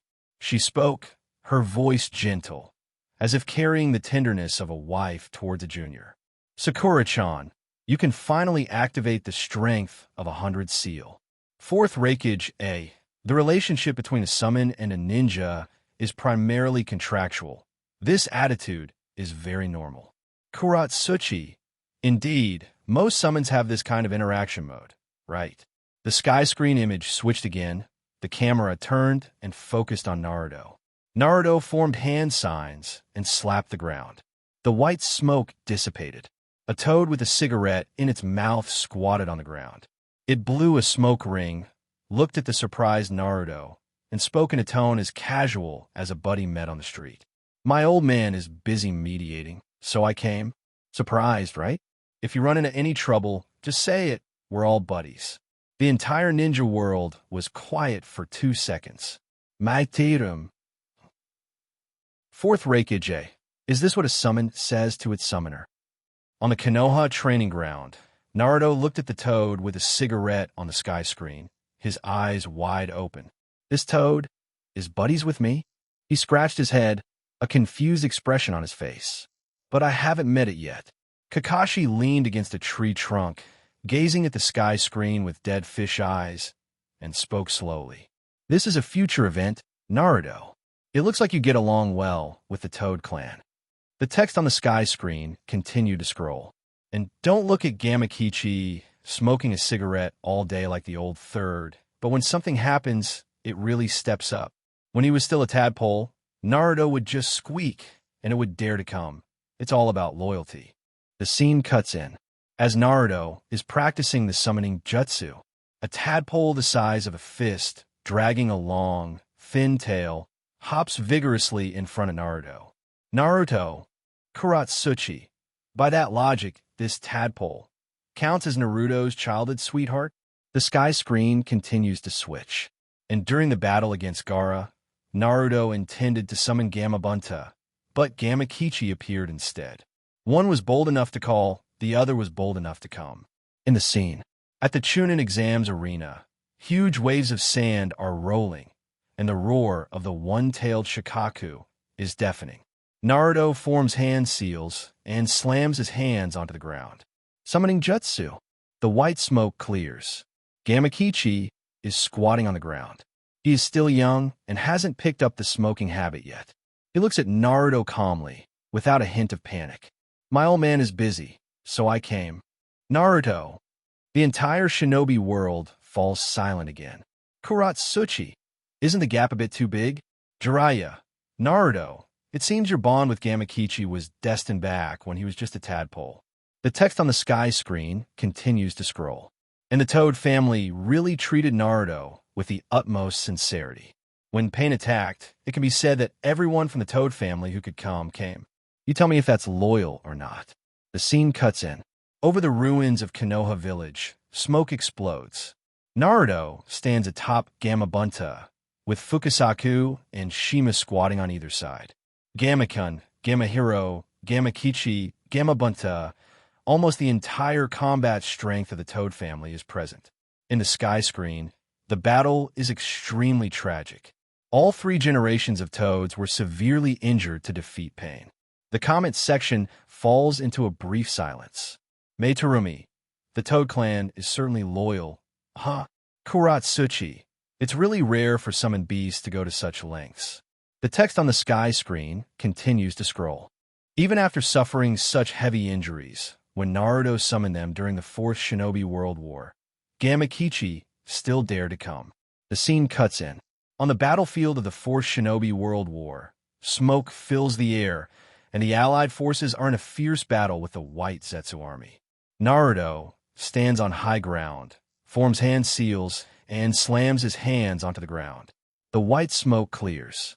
Gamakichi walks out of the smoke with a cigarette in his mouth, then rushes forward again with an indifferent look on his face. Fourth Reikage A. From tadpole to adult, from the Pain invasion to the 4th Shinobi World War. This Toad is more loyal than most ninjas. In the Ichiraku ramen shop, old man Ichiraku kneads dough while watching the scene on the sky screen, a smile appearing at the corner of his mouth.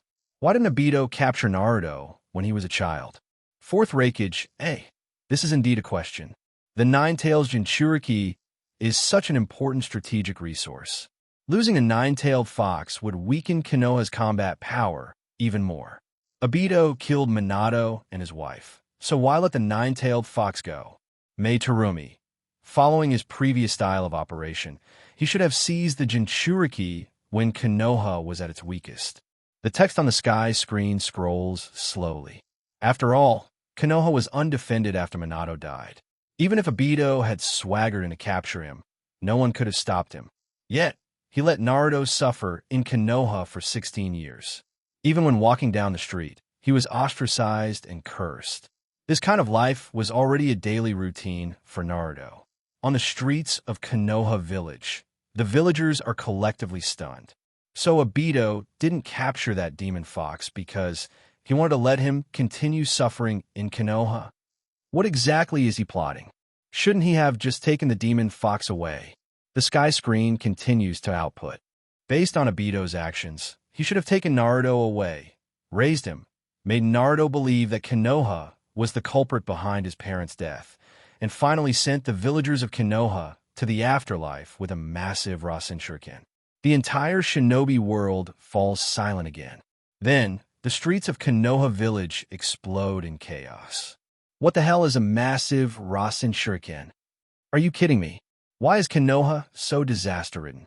I want to go to the hidden cloud village. I heard the atmosphere there is harmonious. Take me with you. The sky screen continues. But Obito didn't do that. Could it be that he had a sudden change of heart or didn't have the time? He put a heat pack on Naruto on the night of the nine-tailed attack. So logically, he would have had no pressure hurting a child. He also instigated the bloodline purge in the Land of Water and helped Itachi wipe out the Uchiha clan in Konoha, so the no-time excuse doesn't hold up. The most likely explanation is that Obito had been watching Naruto's experiences all along. The bullying by the villagers of Konoha was something Obito had never experienced himself. Obito must have thought, this kid's hatred for Konoha must be greater than mine. Maybe he will become an enemy of Konoha in the future, so it's better to let Konoha continue to inflict pain on Naruto. The entire shinobi world falls silent. On the streets of Konoha village, the expressions on the villagers' faces change from anger to dullness. What? We were bullying that demon fox to help Obito raise a helper. In other words, everything we did to that kid over the years was seen by Obito. He thought we were helping him cultivate a weapon to destroy Konoha. Then, what should we do now? The sky screen continues. Although Obito observed for a long time, he found that not only did Naruto not turn evil, but he shouted every day that he wanted to become the Hokage. Scene cuts in. Young Naruto stands on the Hokage rock, hands on his hips, shouting at the entire Konoha. I will become the Hokage. I will make everyone acknowledge me. Under the sky screen, the villagers of Konoha were collectively silent. At this time, Obito hadn't realized the severity of the situation. He attributed it to the child not understanding these things yet. And when he grew up, he would naturally grow to hate Konoha. Anyway, Naruto would turn evil sooner or later, so let Naruto cultivate his hatred in Konoha for a few more years. But he really didn't expect that Naruto, who had been bullied for over a decade, not only didn't harbor any malice toward Konoha, but instead made it his goal to gain everyone's acknowledgement.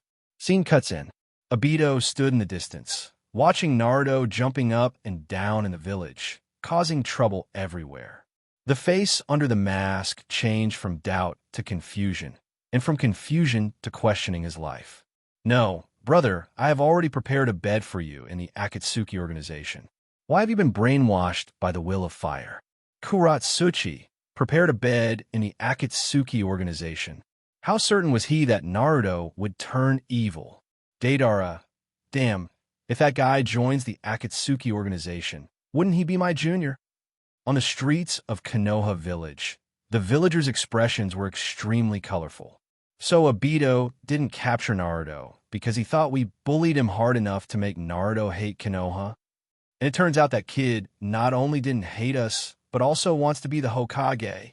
Are we too much of a failure? Were you guys disappointed about? Among the villagers, a disheveled-looking uncle scratched his head in disbelief. We treated that kid like that, and he still wants to gain our acknowledgement? A middle-aged woman next to him replied. We scolded him, hit him, didn't let him enter shops, and wouldn't sell him things, yet he still wants to be the Hokage to protect us? A young villager touched his chin, his expression suddenly becoming subtle. Wait, is there a possibility the harder we bully him, the more he wants to gain our acknowledgement? Several people around turned to look at him simultaneously. What you said seems to make some sense. The more we bully him, the more he wants us to acknowledge him. Doesn't that mean our bullying over the years has actually become the motivation for him to become the Hokage? Damn, Doesn't that mean we did a great thing? Although the method was a bit outrageous, the result seems to be correct. Just then, a smart Alex suddenly slapped his thigh. Understand, the will of tyranny mentioned by the sky screen only works when bullying. The more you bully someone, the more they want to integrate into Konoha. The people next to him were shocked. What kind of logic is that? However, it seems there really is no other explanation. On the streets of Konoha village, discussions rose one after another, and the tone gradually changed from horror to absurdity. So, in the future, if we want to cultivate someone to be the Hokage, we should just bully them. Was this kid Naruto bullied into becoming the 7th Hokage? Then wouldn't we be the greatest collective of villagers since the first Hokage? Seems to make sense. The sky screen switches. Someone asked, since Naruto is already the leader of the village, why doesn't he help Sasuke get a few more houses? The entire shinobi world was silent for a moment. Madarumi, does the Hokage also manage housing distribution? 4th Reikage, hey, is the Hokage of Konoha so idle? He even has to manage giving houses to others? The text on the sky screen continues to scroll. He himself lives in a 2-story detached villa, while Sasuke is wandering outside alone, and his wife Sakura and daughter Uchiha Sarada are squeezed into an old, dilapidated apartment while carrying a mortgage. Scene cuts in. Aerial view of Konoha village. Directly below the Hokage rock, a brand new 2-story detached villa shines in the sun, with a Uzumaki nameplate hanging on the door. The camera turns. In the old town of Konoha village, there is a gray apartment building. Inside the house, Sakura is wearing an apron and busy in a cramped kitchen, while Uchiha Sarada is lying on a low table doing her homework. Madarumi. This contrast is too tragic, right? Kuratsuchi. The 7th Hokage lives in a big villa, while his best friend's wife and child are squeezed into an old, dilapidated place? What kind of fake brotherhood is this? The sky screen added a timely cut. Could it be that Naruto is holding a grudge against Sasuke for marrying Sakura? So he intentionally did this to make Sakura follow him because she is lonely and widowed? On the streets of Konoha village, everyone burst out laughing. Ha! That demon fox actually used such despicable means, as expected of a naturally evil demon fox. That's not right. Although that guy is a troublemaker, he wouldn't use such low-class means. And the students who had just graduated from the Ninja Academy looked at each other. Do you remember when we were in the Ninja Academy? Naruto liked that Sakura, and he was always competing with Sasuke. That's a thing of the past, right? Besides, didn't Naruto marry Hyuga Hinata in the future? No matter what, he couldn't do something like this, right? At the training ground, the fire burning in Sakura's eyes was not shyness, but rage.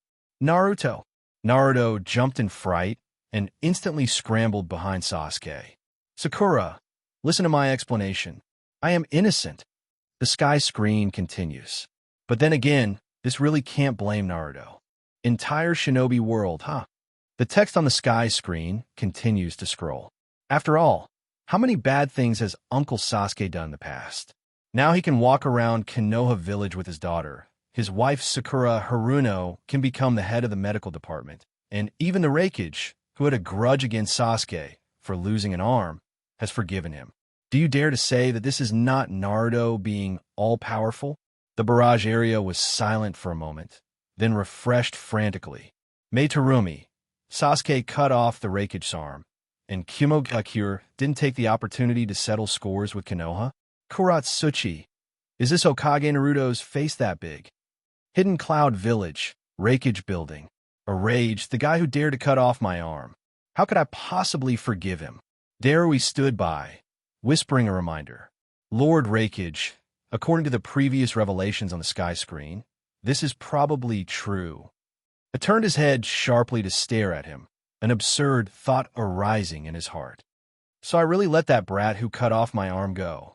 Dare we? It should be that you were considering the overall situation. Hey, am I that kind of person?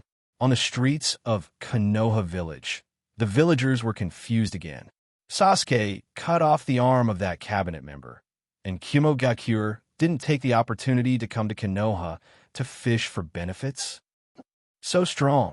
The sky screen continues. To put it more bluntly, Sasuke defected from Konoha at the age of 13. Instead of being a Konoha ninja with a stable position, he insisted on running to find Orochimaru, the person who had just killed the village's Hokage, and after learning everything from Orochimaru, he killed him. After finally killing his brother who wiped out his clan, he didn't take this opportunity to return to Konoha, but instead joined the Akatsuki organization that was set on destroying Konoha.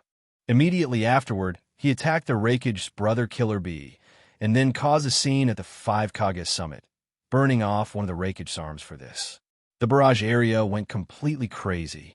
Kakuzu. Sasuke's resume is more exciting than most people in the organization. Kuratsuchi, attacking a Jinchuriki, causing a scene at the Five Kage summit, cutting off the Raikage's arm. This would be a crime punishable by death in any village, right? The sky screen continues. After completing these, he went to assassinate the acting Hokage of Konoha, Danzo Shimura, accompanied Danzo Shimura while walking on the bridge, and finally, Danzo died indirectly at his hands. The sky screen switches. In the picture, Danzo is running forward with difficulty, while Sasuke, with blood on his face, has been following behind him. It is a beautiful scene of a good young man from Konoha accompanying an elderly person for a walk. After killing Danzo, he even wanted to kill the arriving Sakura and his mentor Kakashi. Meitarumi. He wanted to kill Sakura and Kakashi? Aren't they his teammates and teacher? Kuratsuchi. This is no longer a question of whether he is bad or not. This is heartlessness. Fourth Raikage. This kind of person can still walk around Konoha Village. Is Konoha's law just for show?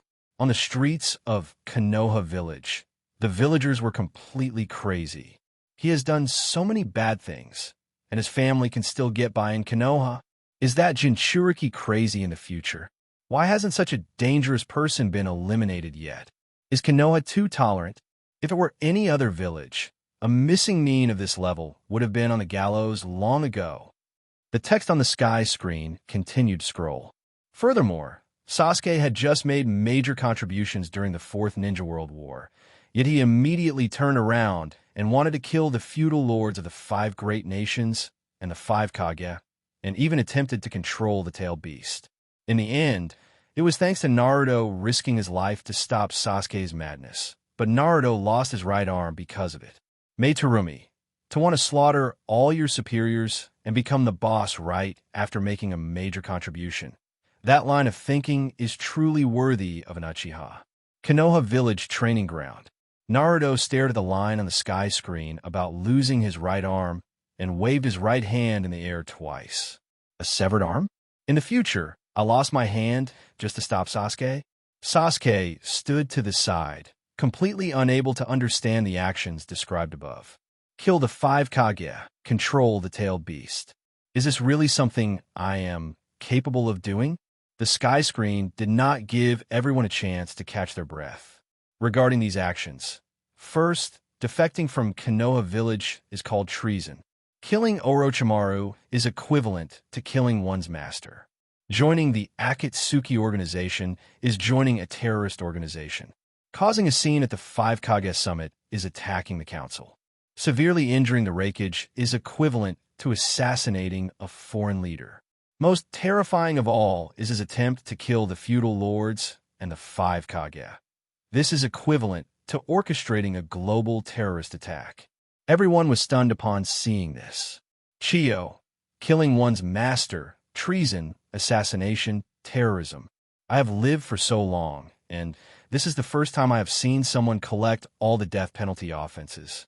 Kuratsuchi, is his prize pool still stacking? How on earth did he manage to do so many anti-human things and still be able to stroll around Konoha Village?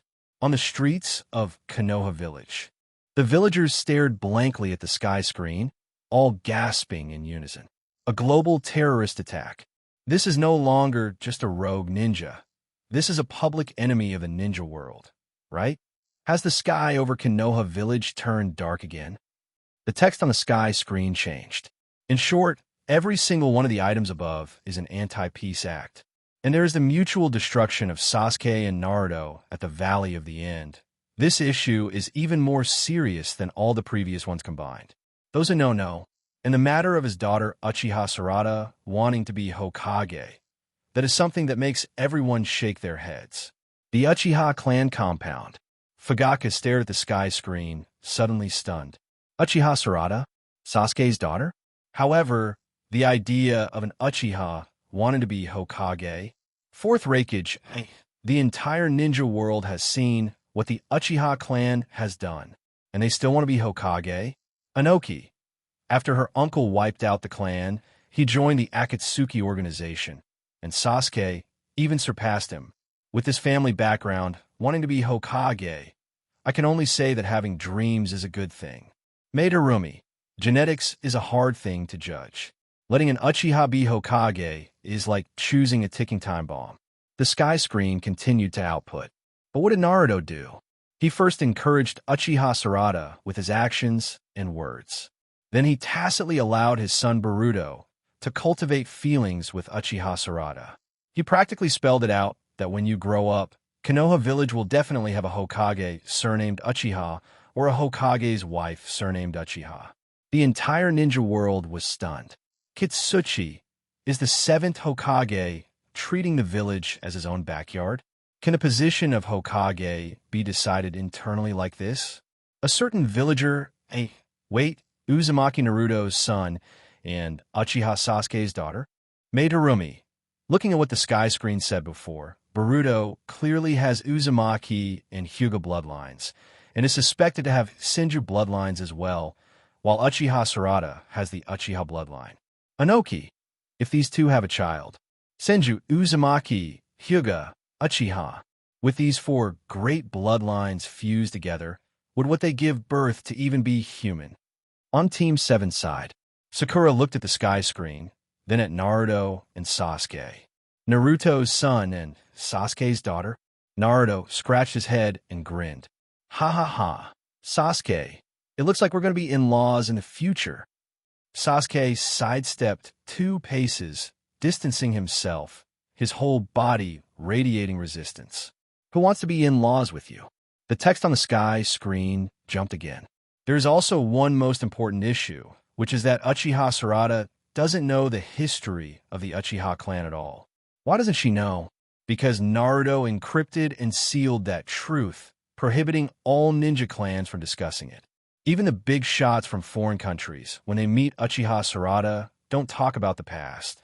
They all stick to the same script and only talk about the future. The bullet comment section paused for a moment. Inoki. Encrypted and sealed? Prohibiting all ninja clans from discussing it? Fourth Reikage, Konoha's Hokage can actually dictate to us in Kyomogakure.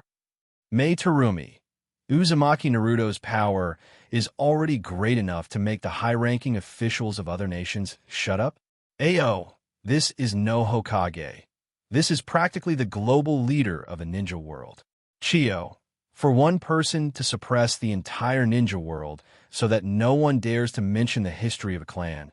Senju Hashirama didn't even achieve this level of deterrence back in his day. Konoha Year 48. Minato Namikaze watched the sky screen, the smile on his face growing brighter. It seems Naruto's future achievements have already far exceeded the scope of a Hokage. This made him, as an old father, very gratified. The text on the sky screen scrolled, and the style suddenly shifted. And there's an even more practical issue with all of this. That is, in fact, Sasuke's family used to live in a villa too. After all, Sakura is the Konoha medical director and hospital dean. She definitely had more than enough money to get a loan and buy a villa. Konoha Village. Sakura was still dazed by the matter of Sasuke and Naruto being in-laws. But upon seeing this line of text, she immediately straightened her back. Medical director and hospital dean. Sakura put her hands on her hips and laughed out loud. Did you see that? I'm going to be very impressive in the future. I can afford to buy a villa myself. Ino spoke up sourly from the side. Yes, you're impressive. You can afford a villa. Then why did you end up living in an old, broken-down, small apartment later on? The The sky screen provided the image at the right moment. The scene cut in. Uchiha Sarada was holding an album in her hands. She flipped to a photo where a woman was wearing glasses, and her appearance was somewhat similar to her own. Uchiha Sarada's expression changed from confusion to shock. She suddenly realized that she looked nothing like her mother. Am I not my mother's biological daughter? The scene switched. Uchiha Sarada looked at Sakura with a serious face and asked, "Mom, are you really my dad's wife?"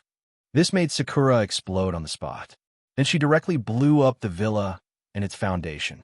And after that, Sasuke's family could only squeeze into a Konoha apartment. The entire ninja world went quiet. Datara, hiding, suspecting she isn't a biological child? What is in this little girl's head? Mei Terumi.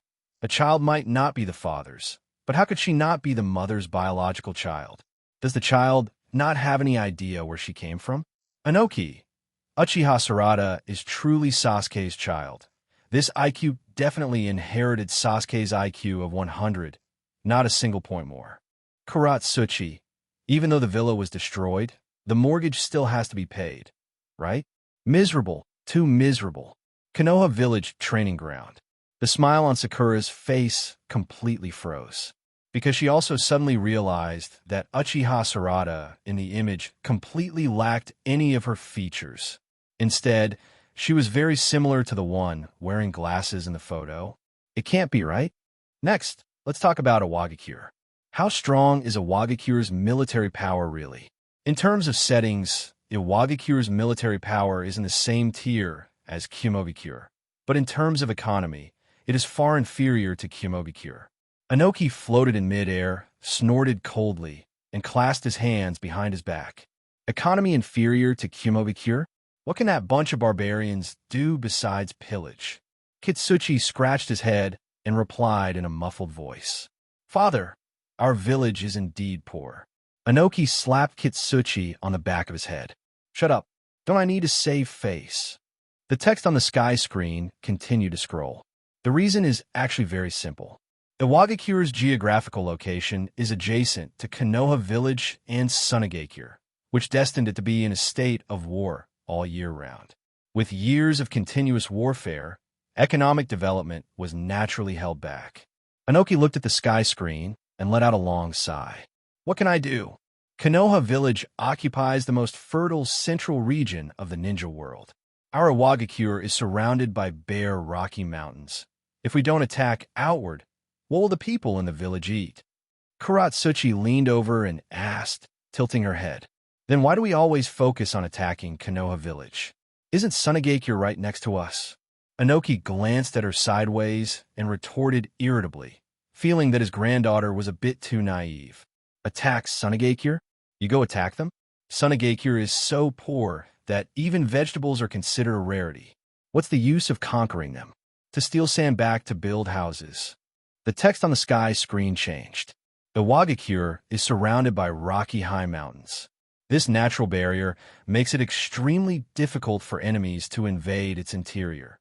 It is a fortress in the truest sense. But precisely because of this, Iwagakure's diplomacy and trade are relatively difficult, further limiting its economic development. However, as a major power that primarily contended with Konoha Village during the Third Ninja World War, Iwagakure's combat power at that time truly had the capital to be arrogant. Konoha Village, Hokage Building.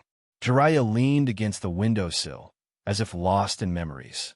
In that war, Iwagakure's Earth-release ninjas were overwhelming, and the front lines were stretched too thin.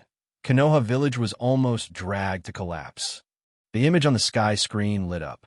As the strongest combat power in the village, the Tsuchikage. The power of Inoki's dust release is undoubtedly the strongest ninjutsu attack. And during the war, Inoki could rely on the light and weighted rock technique to fly in the air, finding an absolutely safe position to release dust release from a commanding height. This is equivalent to a mobile, flying long-range artillery platform. Whether in terms of damage or scale of attack, it belongs to the pinnacle of the ninja world. The scene cut in. Above the battlefield, Inoki floated in the clouds. He clasped his hands in front of his chest and a translucent cubic barrier instantly formed. Dust release, atomic dismantling jutsu. The barrier expanded violently, engulfing hundreds of enemy soldiers below along with the ground. A white light flashed, and everything within the barrier instantly disappeared, leaving only a bottomless, huge crater. Dust release is a bloodline selection invented by the second Uchiha, Mu. Surpassing the bloodline limit, it fuses 3 types of chakra nature transformations: wind, fire, and earth.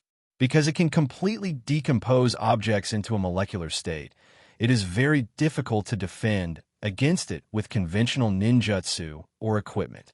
Facing dust release, there is basically only one path: to dodge. It is very unsolvable. Konoha Village Training Ground. Naruto opened his mouth wide and gestured a large square in his hands. Decompose things into molecules? Doesn't that mean everything is gone? This is too cheap. Sasuke stared at the sky screen with burning eyes. Bloodline selection. Fusion of 3 chakra natures. He wanted this kind of power. Kakashi walked up, patted Sasuke on the shoulder, and ruthlessly shattered Sasuke's fantasies. Forget it. Bloodline selection cannot be copied. Besides, your chakra attributes can't learn this at all. The text on the sky screen changed again, throwing out new, heavy information. And it is worth mentioning that the 2 Jinchuriki of Iwagakure are in a controllable state. The entire ninja world went silent for a moment. Subsequently, the barrage area refreshed frantically. 4th Reikage A controllable?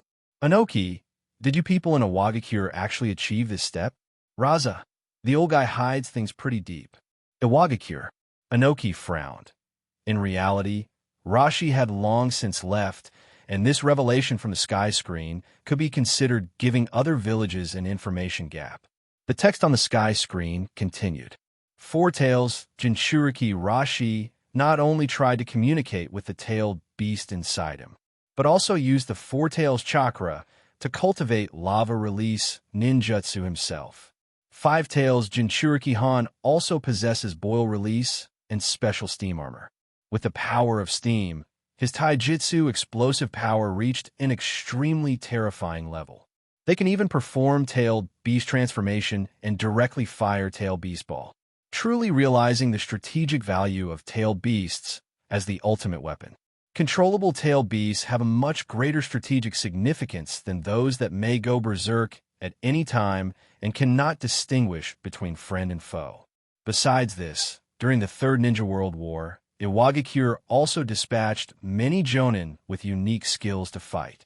For example, Mahiru, Kako, and Taiseki. Mahiru is an elite swordsman of Iwagakure. His body flicker technique, combined with swordsmanship, is extremely fast, reaping countless lives on the battlefield. But his speed was ultimately inferior to Minato Namikaze's. In the end, Mahiru was instantly killed by Minato using the Flying Thunder God technique. The scene cut. Mahiru's sword was about to pierce a Konoha village genin. A golden light flashed. Minato Namikaze appeared behind Mahiru, and a kunai directly slashed his throat. The whole process took less than a second, bringing cleanliness and efficiency to the extreme. Iwagakure. Anoki watched the scene of Mahiru falling, gritting his teeth regardless of his loose, old teeth. In the Battle of Canopy Bridge back then, Iwagakure's losses were truly too heavy. The most hateful thing was that in this battle, they didn't get any benefits from Konoha Village. The text on the sky screen continued to scroll. And Taiseki is that ninja who possesses the camouflage invisibility ability. His invisibility technique is almost perfect, capable of hiding even scent and chakra. It was also because of him that one of Kakashi's eyes was gouged out.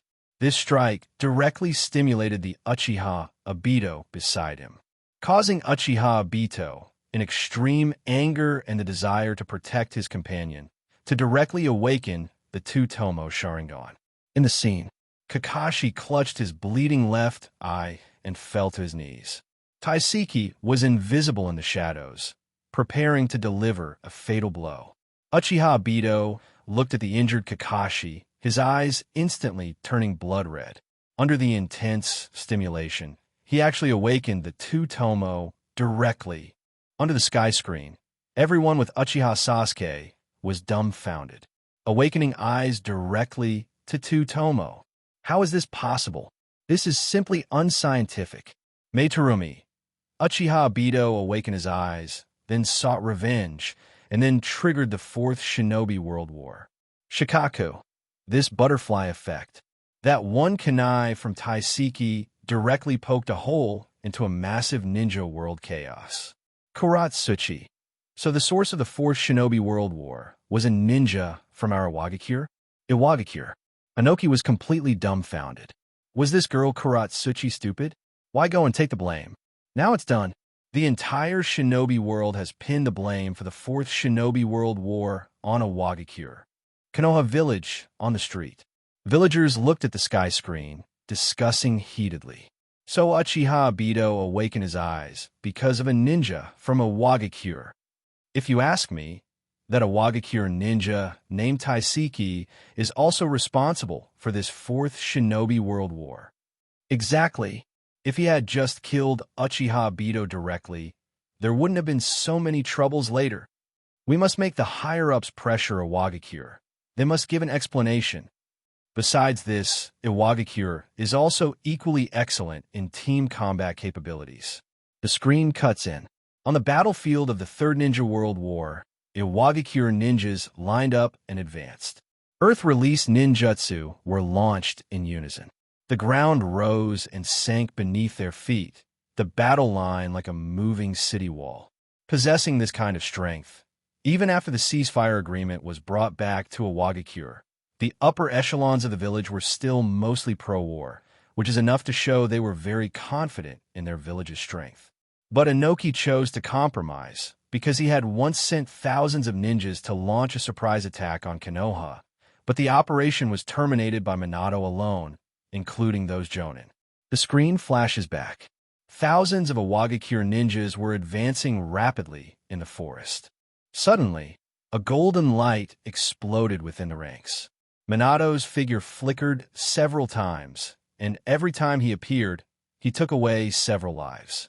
Minato's appearance made Inoki realize that if they continued to fight, his side would pay a heavy price, so he temporarily agreed to a ceasefire. Under the sky screen, Inoki let out a long sigh. He looked up at his younger self on the sky screen. The wrinkles at the corners of his eyes were much deeper than back then. Konoha has too many talents, he whispered to himself, his voice filled with powerlessness. But fortunately, those high-level officials indulge in internal strife. Otherwise, we wouldn't be able to fight at all. The screen switches. Apart from the elites mentioned above, Iwagakure also has a very special organization, the Explosion Corps. The most famous one should be Deidara, who was a member of the Iwagakure Explosion Corps before defecting. Deidara's explosion method is to use clay to create various bombs, which can be used as tracking missiles, landmines, or even large-scale weapons capable of destroying a village in an instant. The screen flashes quickly. Clay birds soar into the sky, dropping small clay bombs from the air, and targets on the ground are precisely blown up. In another scene, clay landmines buried underground detonate simultaneously, turning an area into scorched earth. If Deidara hadn't defected, his explosive clay should have been the most versatile weapon in the Explosion Corps. The barrage area instantly became lively. Deidara, working under the old man, how could I be as free as I am in the Akatsuki organization? The old man doesn't understand art at all. Inoki, you brat, you still dare to speak.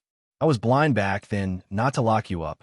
Kuratsuchi, brother Deidara, you aren't doing so well in the Akatsuki organization either, right? The screen continues. And Iwagakure has another big advantage when fighting, which is aerial combat. Inoki can use the ultra-lightweight rock technique to reduce his own weight, while increasing speed to fly freely, and can also use ultra-lightweight rock on friendly forces to give them the same flight effect. As long as Inoki has enough chakra, he can create a flying squad to gain the upper hand on the battlefield from a high altitude. Under the sky screen, ninjas from other villages recorded this intelligence in the barrage. Fourth Reikage, A. Aerial troops. If this is deployed on a large scale on the battlefield, it is indeed troublesome. Tobarama. I don't know why, but why do I feel so annoyed? The screen switches, the tone turns dark. But even so, Iwagikiru's strength declined rapidly. In the scene, a close-up of Inoki holding his waist and sitting down slowly, his brows furrowed in pain. His elderly body would sprain its waist from time to time, seriously affecting his combat effectiveness. Fourth Reikage, A. Ha ha ha. Inoki, you old bones should retire too.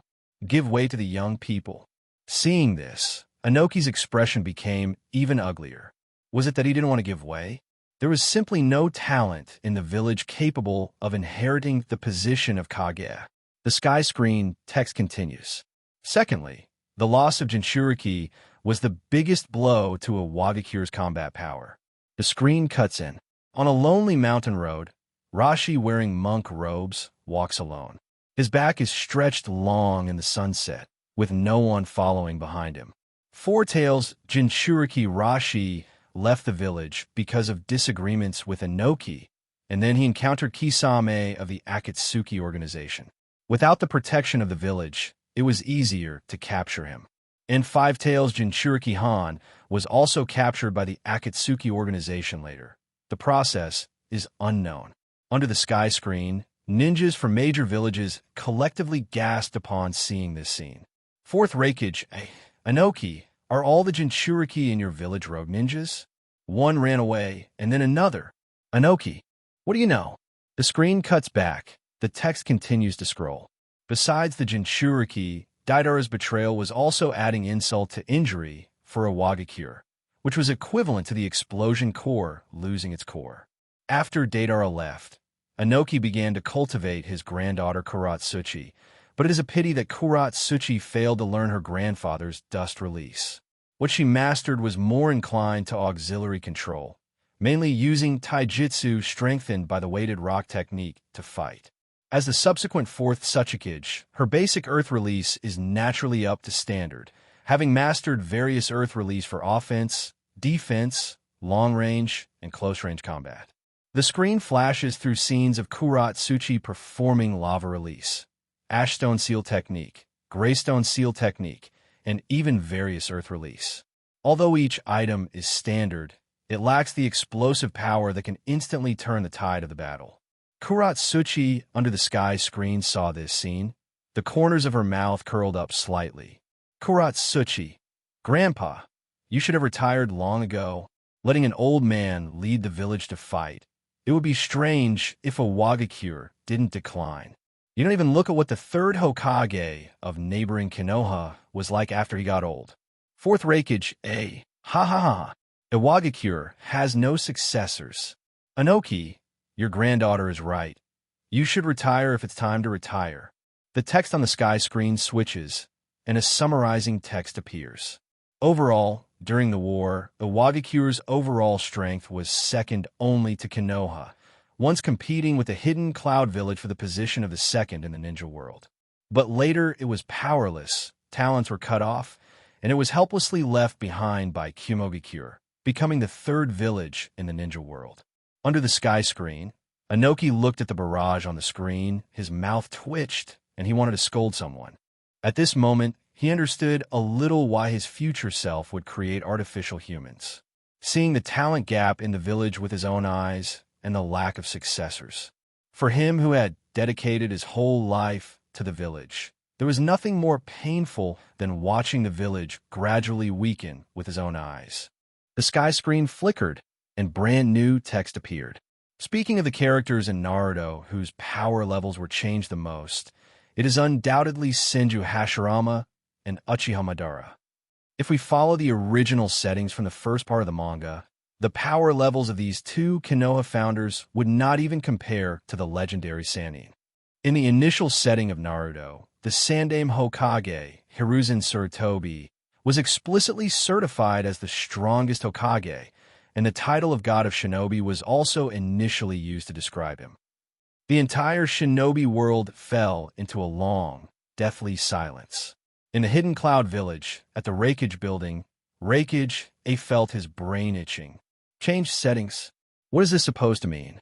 We are living, breathing people, yet we were actually created by settings.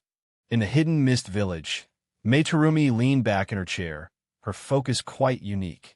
Naruto, she muttered these 4 words. Could it be that this world truly revolves around Konoha? Are we other ninja villages just background characters? In Awagakure, Inoki felt it was utterly absurd. The god of shinobi was initially a title for Hiruzen Sarutobi. No, that's impossible. If that old man is the god of shinobi, then what am I? 4th Reikage, who can tell this old man what it means to change settings? Could it be that our strength can be changed at will just because someone says so? Inoki, Naruto, could this world have been fabricated by someone? What kind of joke is this? Ayo, if even strength can be changed, then what is the point of us training ourselves to death every day? What kind of existence could do such a thing? Is it the will of heaven? During the founding era of Konoha, Senju Hashirama was also stunned. He could not understand such things at all. The text on the sky screen continued to output. The Edo Tensei in the first part did not have the setting of precision limits or power suppression. At that time, the Hashirama and Tobirama summoned by Orochimaru displayed their true strength. And in this period, as the strongest Hokage, Hiruzen Sarutobi could naturally barely contend with the first and second. Combined with the early basic setting of Uchiha Madara losing to Senju Hashirama, according to the power positioning of Hashirama and Madara in the first part, they were indeed not as strong as the legendary Sannin. In Konoha Village, at the Hokage building, Jiraiya excitedly patted Hiruzen Sarutobi on the shoulder. Old man, you could actually fight both the first and second Hokage in their prime by yourself? You're actually this fierce? Hiruzen Sarutobi stared at the sky screen, his mind blank. I was actually this strong? The barrage area exploded again. Inoki, so after all this time, the reason Hiruzen Sarutobi had so many points of contention was entirely due to the will of heaven? Suigetsu Hozuki, this is too terrifying. Our life, death, and strength are all at the whim of others. This world is just a joke. Fear spread among the crowd. If everything was just a setting, then what did their existence actually amount to? The text on the sky screen jumped again. The power boost for Hashirama and Madara only formally kicked off at the beginning of Shippuden. The core reason was that Obito's character design and power system needed to align with Uchiha Madara's positioning. And after Madara's strength was continuously raised, Hashirama, who had once defeated Madara head-on and subdued the Nine-Tailed, and who was bound to Uchiha Madara, saw his power level rise accordingly. During the founding era of Konoha, Senju Hashirama scratched his hair. So I became stronger simply because Madara became stronger? Did I get carried to victory? Uchiha Madara, Inoki, are these two invincible only because of subsequent version updates? I said it. How could people possibly have such terrifying power? The text on the sky screen continued to scroll. However, the power framework in the early stages of Shippuden was still relatively rigorous and did not suffer from the numerical collapse seen in the later stages. At that time, Sasuke could suppress the Nine-Tailed chakra just by activating his 3 Tomo, and even a Nine-Tailed could not help but exclaim that Sasuke's ocular power was the same as Uchiha Madara's back in the day. At this stage, the scale of Hashirama's would release did not have the outrageous effects seen in the later stages, and the performance of his volume was not much different from the first Edo Tensei Hashirama. And the core reliance for Hashirama to defeat the Nine-Tailed and Madara was the absolute suppression of Tailed Beast by wood release. In Konoha Village, at the training ground, Sasuke also felt a murmur in his heart. In fact, he had some doubts when he saw that he could handle the Nine-Tailed just by using his 3 Tomo earlier. 3 Tomo can rival Uchiha Madara? Doesn't that mean as long as I reach 3 Tomo, I can go get revenge on Itachi? But how could 3 Tomo defeat Mangekyo? In the Hyuga clan grounds, the Hyuga main family members sneered upon seeing this. Opening the Sharingan is so difficult, and one has to bear the risk of blindness. The original upper limit was only this much. In contrast, our Hyuga Byakugan is innate, not only with outside effects, but also capable of all-around reconnaissance. The Byakugan is indeed the strongest ocular jutsu in the ninja world. It wasn't until the Fourth Shinobi World War, when Uchiha Madara officially appeared, that the complete power level of this character was truly revealed. Madara, in his Edo Tensei state, could suppress 5 Kage-level powerhouses with absolute strength. The 5 Kage joining forces were as vulnerable as children before Madara, and the appearance of the complete body Susanoo completely opened up a cross-dimensional gap in power. The sky screen lit up. On the desolate battlefield, the Reikage, Tsuchikage, Mizukage, Kazekage, and Hokage, 5 figures gathered together, a rare sight. Meitarumi wiped the blood from her mouth and looked at Uchiha Madara in front of her. Even if it's 5 against 1, don't say we're despicable because you are Uchiha Madara. Uchiha Madara crossed his arms, lifted his chin slightly, and let out a cold snort. 5 against 1? That's a good idea. He put his hands together and called out. Bang, bang, bang, bang. 25 wood clones appeared, then separated to surround the 5 Kage. Madara looked down at the 5 Kage below. This is what you call 5 against 1. Don't say I'm despicable because you're the 5 Kage. As soon as he finished speaking, the 25 wood clones formed hand seals simultaneously. Boom! Blue chakra soared into the sky, and 25 Susanoo rose from the ground. Their massive size shrouded the entire battlefield in a huge shadow. The ninja world was silent. Deidara, 225 Susanoo. Kuratsuchi, 1 Susanoo is hard enough to fight. How are we supposed to fight 25? How do you play when someone is cheating? Anoki, I actually had to fight such a monster. The text on the sky screen scrolled. Among them, Hashirama was also enhanced along with him. The screen cut in. Senju Hashirama put his hands together, and Sage Mode markings appeared on his cheeks. Sage Art would release, true, several thousand hands. The earth tore apart. A massive, indescribable, 1,000-handed Buddha rose from the ground. The Buddha's size eclipsed the sky. In front of it, the 9-tailed didn't even look as big as one of the Buddha's palms. And then, what Senju Hashirama said was unexpected. 9-tailed, your power is too great. 9-tailed, Uzumaki Nagato, true, several thousand hands. With this kind of power, it's no wonder he could pacify the chaotic world back then. Kaka's, in the later stages, Hashirama and Uchiha Madara already possessed the absolute strength to sweep through the 5 great nations single-handedly. And the Fourth Shinobi World War was the peak of power inflation in the entire Hokage series. Almost all participating characters received significant buffs to their stats and abilities. Among them, apart from Hashirama, the changes to the other Hokage were also particularly obvious. Kitsuchi, heaven-defying. This sky screen actually buffed the past Hokage. Why does this sky screen love Konoha so much? Baki, Konoha was already strong enough, and now they get cheats and buffs? The other villages might as well just disband. The text on the sky screen continued to scroll. Minato Namikaze originally had no setting related to tailed beasts or sage mode. Only because he sealed the 9-tailed within himself before his death, he unlocked the perfect Kurama mode immediately after being resurrected. Furthermore, Minato also possessed perfect sage mode. One must know that previously, Fukasaku had already clearly stated that only Naruto and Jiraiya could master sage mode. On screen, the Edo Tensei Minato Namikaze was enveloped in golden 9-tailed chakra, with black tomo markings adorning his haori. He pressed his palms together, and orange sage markings instantly appeared on his eyelids. Without any help from Toads, he entered sage mode in 1 second. Jiraiya, when did Minato secretly practice sage mode to such perfection behind my back?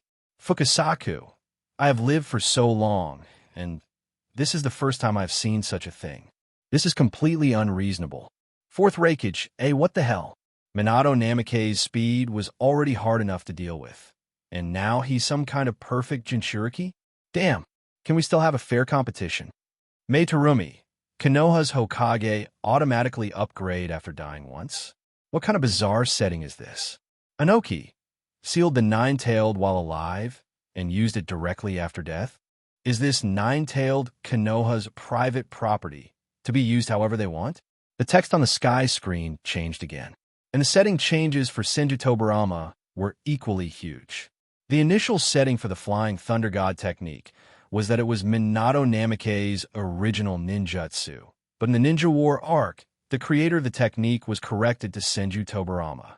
In addition to this, various forbidden ninjutsu patches were added for Tobarama, layered with his ultra-high battle IQ. Inoki, so Senju Tobarama was also piled up with settings by the sky screen, throwing all sorts of forbidden ninjutsu patches on him. The people of Konoha are truly more outrageous than the last. Fourth Reikage A. Changing settings. It's all changing settings. What else in this ninja world is real anymore? On the border of the land of lightning, Senju Tobarama crossed his arms, and the image of his older brother fighting Uchiha Madara flashed through his mind. That was indeed a battle that regular ninja could not participate in. But if the sky screen was going to buff him, why didn't it give him would release as well? A young Hiruzen Sarutobi stepped forward and rubbed his hands. Tobarama-sensei, the sky screen says all past Hokage have received buffs, so what about me? The text on the sky screen ruthlessly slammed down. As for the old third Hokage, one can only say he suffered from appearing too early. The scene cut in. The Fourth Shinobi World War. Senju Hashirama was fighting Uchiha Madara. Senju Tobarama was maneuvering around 6 paths of Beto with Naruto. Minato Namikaze was dashing across the battlefield in Kurama mode. And Hiruzen Sarutobi, he stood in the distance, his hands forming seals at high speed. 5 release. Great combo technique. The third Hokage's combat power remained within the framework of Part 1, failing to keep up with the power inflation in the later stages. This also led to his extremely low presence during the Fourth Shinobi World War, serving only as background to highlight the power of the other Hokage. Inoki, ha ha ha. All the other Hokage were enhanced, but only the third Hokage wasn't. Does this sky screen have a grudge against the third? Fourth Reikage A. Strongest Hokage? I think it's the most miserable Hokage. It didn't even give him a cheat. May Terumi, compared to the other 3 Hokage, the third Hokage's performance is indeed plain and simple. Deidara, this old man was purely just making up numbers on the battlefield. Konoha Village Hokage Building. Hiruzen Sarutobi sat in a chair, his breathing slightly rapid. Suffered from appearing too early. I actually didn't even get a single buff. Jiraiya leaned against the wall, clutching his stomach and laughing loudly. Old man, your treatment is too poor. Everyone else got cheats, and you're still playing with 5 release there. Hiruzen Sarutobi slammed his palm on the table. Shut up. That is a solid foundation of ninjutsu. Cheats? I don't care for them. If I were 10 years younger, I could still fight. The sky screen scene switched. Sakura is the shrewdest type of person. A while ago, she was suffering from bullying, and after finally being redeemed by Ino, now the two of them turn around and bully others. Under the sky screen, everyone was shocked to see this. Kuratsuchi. Isn't this Sakura the invisible person in Naruto and Sasuke's class? How did she awaken bullying genes? Made Harumi just escaped bullying and turn around to bully others. Is there a new plot? The scene appeared. In the scene, a young Naruto was surrounded by Sakura and a group of friends. Sakura stood with her hands on her hips, questioning him arrogantly. Where did Yoda go? Naruto looked confused. What?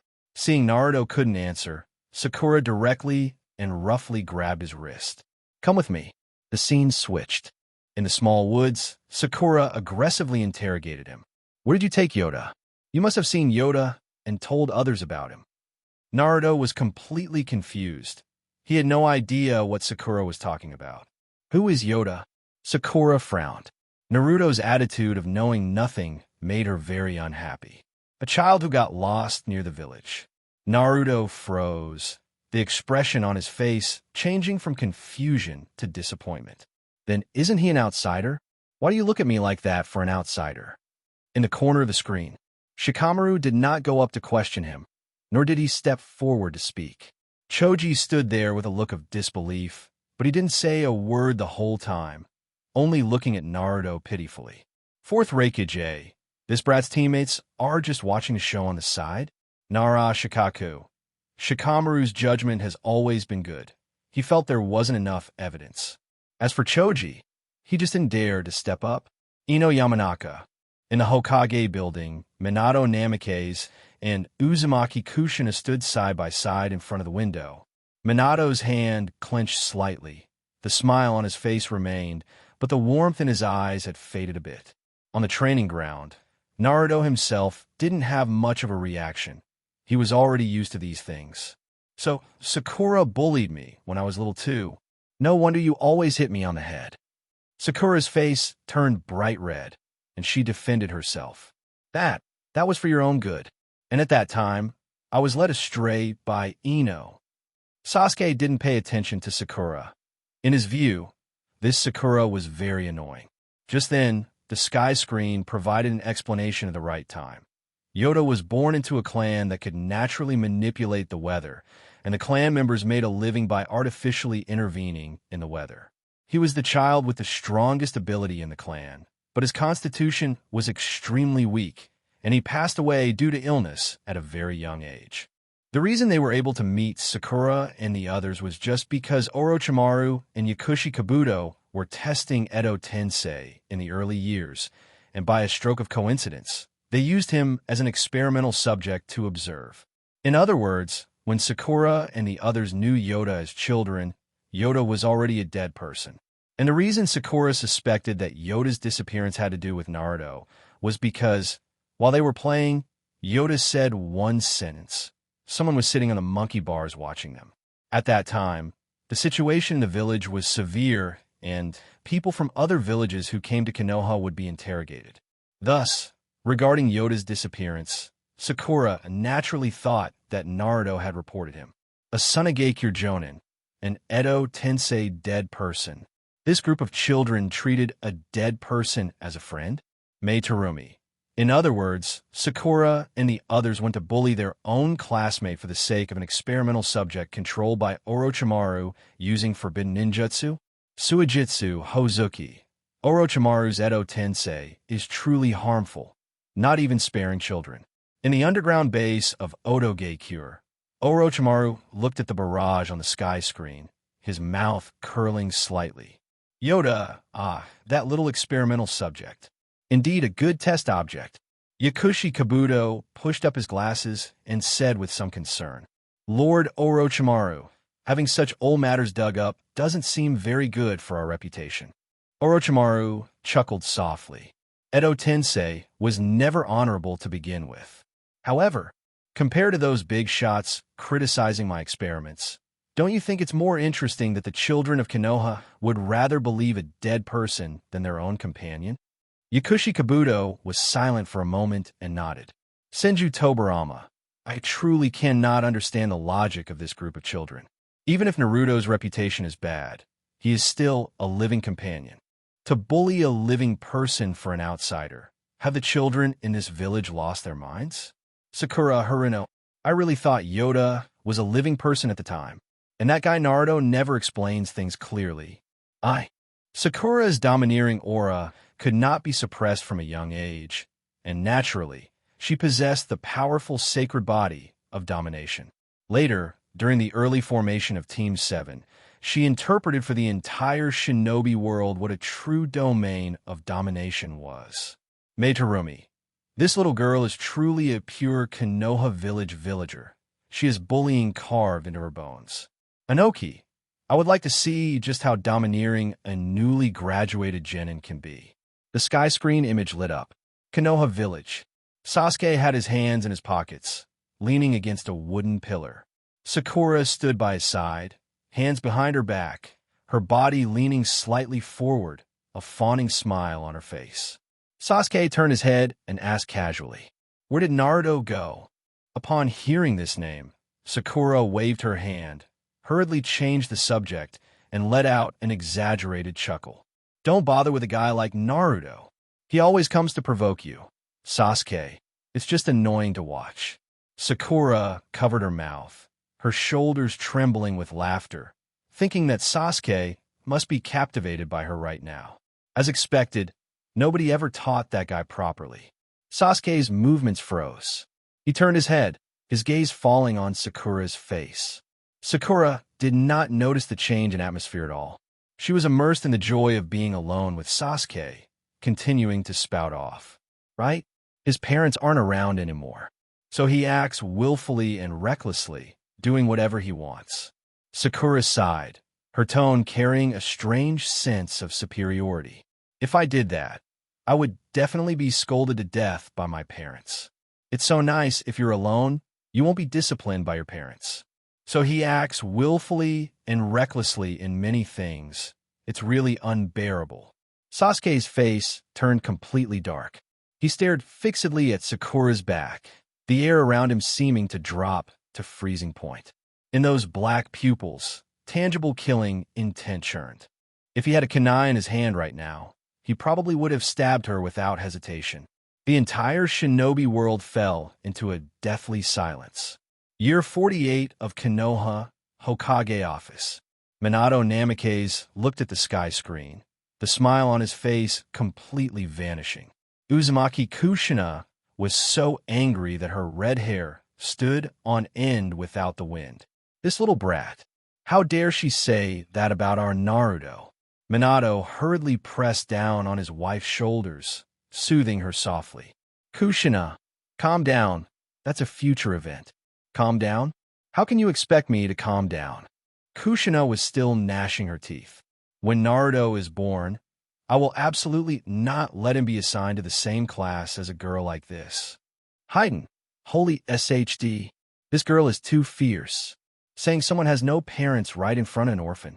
Suigetsu, Hozuki, saying it's nice to have no mom or dad right in front of an orphan whose entire clan was wiped out. Sakura's will of domination is even purer than the other villagers. Kuratsuchi, insane. That look in Sasuke's eyes is definitely him wanting to give her a heartfelt greeting. Ayo, this Sakura. Why does it feel like Sasuke is interested in her? It's just that it's a murderous interest. Konoha Village, Team 7 training ground. Sakura froze in place, cold sweat instantly soaking her back. She turned her head in terror, looking at Sasuke standing beside her. Sasuke looked at her expressionlessly, his gaze identical to the one in the sky screen image. Sadavikon. Sakura stammered, waving her hands chaotically in front of her chest. I didn't mean it like that at the time. I just want to talk to you more. Sasuke coldly spat out a few words. You're noisy. Kakashi covered his forehead with one hand and sighed deeply. This girl really knows how to step on landmines with precision. If she didn't know about her own situation back then, it would be one thing. Does she not know about Sasuke's situation even now? The text on the sky screen rolled again. Let us carefully analyze exactly how many people Sakura offended with that sentence. The image flashed rapidly. The first face, Minato Namikaze. Blonde hair and blue eyes, wearing the fourth Hokage's Haori. Fourth Hokage Minato Namikaze, Naruto's father, sacrificed himself to protect the village. The second face, Kakashi Hitaki. Silver hair and mask, sixth Hokage. Sixth Hokage Kakashi Hitaki, Naruto's teacher. His father committed suicide. He is also an orphan. The third face, Uzumaki Naruto. Naruto, wearing the seventh Hokage's Haori. Seventh Hokage Uzumaki Naruto, insulted behind his back for not having parents. The fourth face, Uchiha Sasuke. The ninja world's #1 rogue ninja with his cloak fluttering. Uchiha Sasuke, his entire clan wiped out, told to his face that being an orphan is great. The text on the sky screen slammed down heavily. Even in Konoha Village, which is full of the will of domination. I'm afraid you couldn't find a second person who would dare to offend so many people at once. Reikage, this Konoha bloodline is truly terrifyingly pure. The student has surpassed the master. Akatsuki, If this Sakura were placed on the battlefield, she would definitely be an excellent bait for drawing aggro. The text on the sky screen did not stop and continued to output. The reason Sakura could say these words so naturally.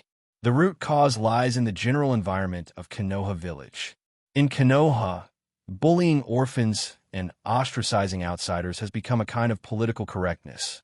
Having been influenced by it since childhood, Sakura had long subconsciously regarded Naruto as someone at the bottom who could be trampled on at will. She felt that by belittling Naruto, she could elevate herself and close the distance with Sasuke. Konoha village on the streets. The villagers looked at the analysis on the sky screen, whispering to each other one by one. Why does this Sakura look even purer in her will of domination than us? That Sakura child is usually quite well-behaved. How could she say such beastly things to a companion? Not so. Doesn't this prove that Sakura is a purebred competition-grade villager? What do you mean? And from Sasuke's perspective, Sakura is completely a two-faced hypocrite who pretends to be close to him while actually bullying him. With just 2 short sentences, she managed to insult herself, her best friend, and her mentor all at once. Take the current situation of Team 7. Among the 4 members, only Sakura has a set of parents. And Sakura is the only person in Team 7 who has parents but doesn't want them. Beneath the sky screen, everyone was shocked. Akatsuki, this Sakura is quite a character. To actually have parents and not want them. Terumi, children raised in Konoha village really do have rather unique ways of thinking. Fourth Reikage, having a mom and dad and still complaining? How many people in Kyomogakure have been orphans since childhood? A certain Sunagakure Chunin. This girl is even more outrageous than I imagined. Deidara, if her parents saw this segment, they'd probably die of anger on the spot. On the streets of Konoha village, the villagers were also stunned. Sakura's will of dominance seems even purer than we imagined. Isn't this ridiculous? Who on earth wouldn't want their parents? I remember her parents being quite normal, right? Why would their daughter say such things about them? In front of someone without parents, saying that another person without parents has no parents. Not only did she bully the reincarnations of Ashura and Indra with 2 short sentences, she even insulted their master in the process. If it weren't for the fact that Sakura is his teammate, Sasuke would probably have finished her off right there. And why do we say Sakura has parents but doesn't want them? Please watch the following footage, the sky screen footage cut in. Beside a street in Konoha village, Naruto sat on a swing with a teary-eyed Sakura standing in front of him. Sakura had run away from home in a fit of anger after a huge fight with her mother. Naruto, who happened to run into her, was forced to become her listener. When Naruto asked about her situation with her mother, Sakura sniffled, her tone filled with undisguised complaints. I also want to be like everyone else and have a pair of respectable parents.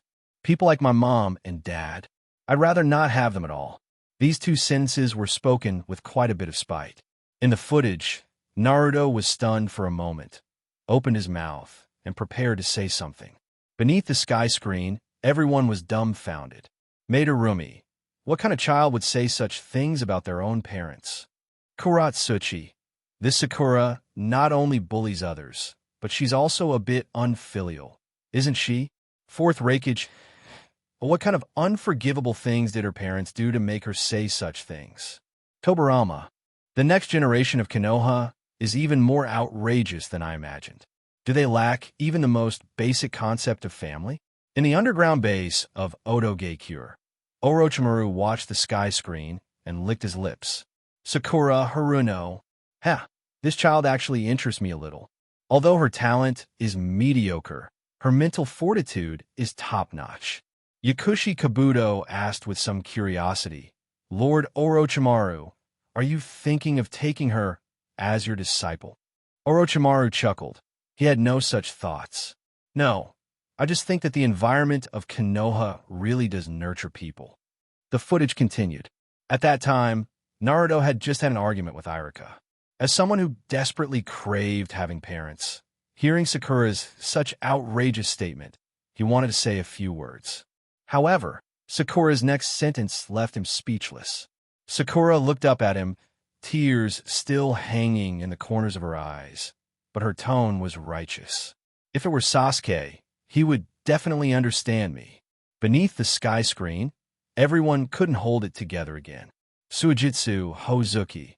If Sasuke heard this, he would definitely slash Sakura, Kuratsuchi, or trap her in a Jinjutsu to let her experience the feeling of having her parents killed. Deidara. Ha ha ha. She actually thinks Sasuke can understand her? That guy is a victim of a massacre himself. Mei Terumi, this child, does she really lack even a shred of empathy? Konoha Village, Team 7 Training Ground. Sasuke stood on the side without saying a word, staring at Sakura with eyes devoid of any warmth. Understand what? Understand that you find your parents annoying? Or understand that you think not having a mom or dad is a good thing? And after the two were pulled into the world of limited Tsukuyomi, Sakura indeed got her wish. In that world, her parents were heroes who died saving Konoha.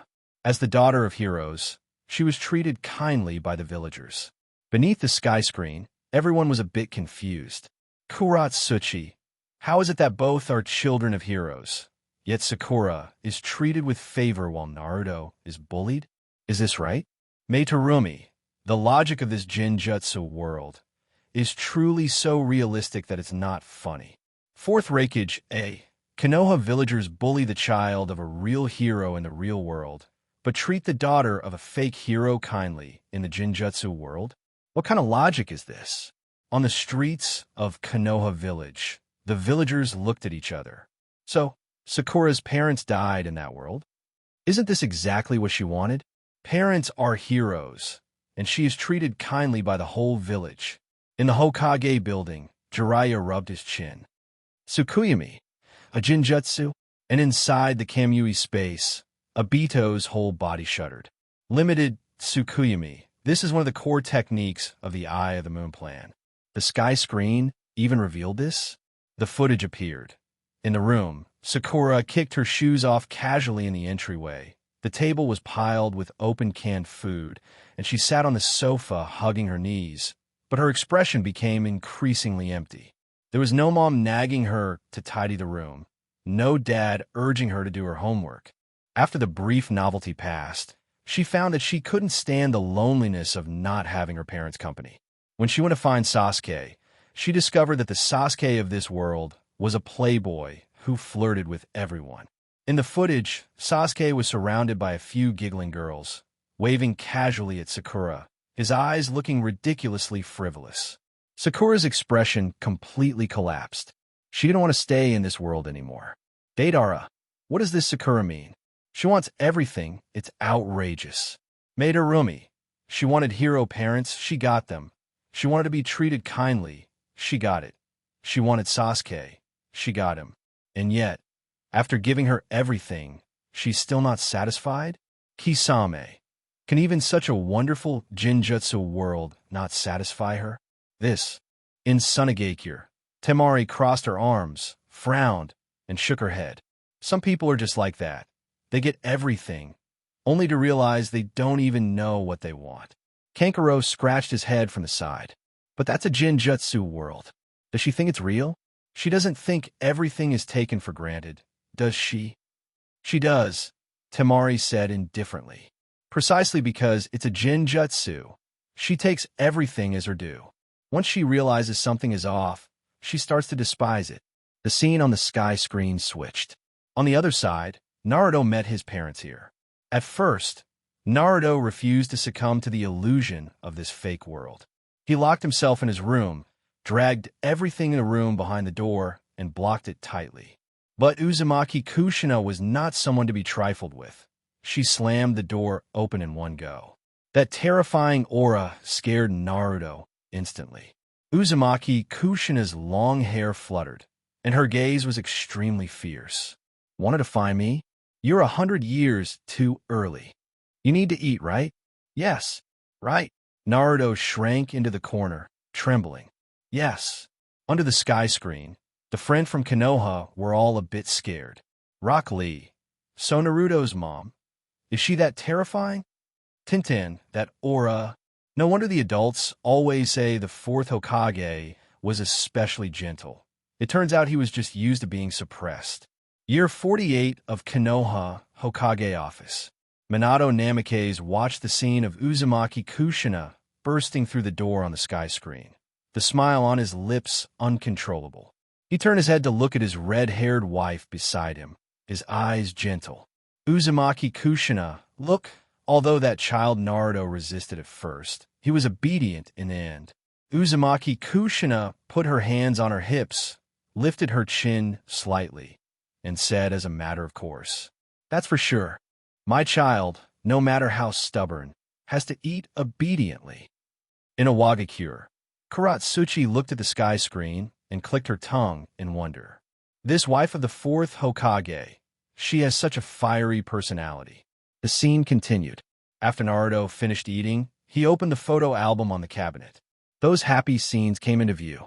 Each one, every frame, was the life Naruto had once longed for most, all the fatherly and motherly love he had lacked before. When he flipped to the page where his parents were celebrating his birthday, Naruto's hand stopped on that page, and he didn't turn it for a long time. The next day, he and his parents went on a mission together. After the mission was completed, as soon as Naruto returned home, he saw his mother cooking and his father reading a book on the side. The scene was very heartwarming. This was the picture Naruto had always dreamed of. Naruto walked in without hesitation. Although it was simple, this was truly the life Naruto wanted most. Hyuga Hanada. Naruto is finally living a good life. Although it's a Jinjutsu, I still want to cry a little. Senju Hashirama. This child, it's so heartbreaking. Uncle here, I just can't bear to see this. At the training ground, Naruto watched the scene on the sky screen where he walked into the house and his parents were there, his eyes reddening. He rubbed his eyes hard and said stubbornly, "What's so good about this? It's just eating a meal." The sky screen continued. However, good times are short-lived after all, and Sakura soon got tired of this life. She went to find Naruto overnight. Sakura came to Naruto's house and saw through the window that Naruto was living very happily and blissfully now. He and his father were celebrating his mother's birthday. Sakura leaned against the window frame, her expression changing again and again. She had thought that seeing Naruto so happy would make her give up the idea of disturbing him. But not long after, Sakura still asked Naruto to come out. She asked Naruto, "Do you still like the current world? Isn't this nonsense?" The scene Naruto couldn't even dream of had now come true. Fourth Raikage A. This Sakura can't stand seeing Naruto do well, right? He's immersed in family happiness, and you want him to leave? Madarumi. Sakura might not be bad. She just really doesn't understand why Naruto is willing to stay even though he knows it's fake. Kuratsuchi. Why does she think Naruto would go with her? She saw Naruto's family celebrating a birthday, and she could still ask that? Deidara. I finally understand.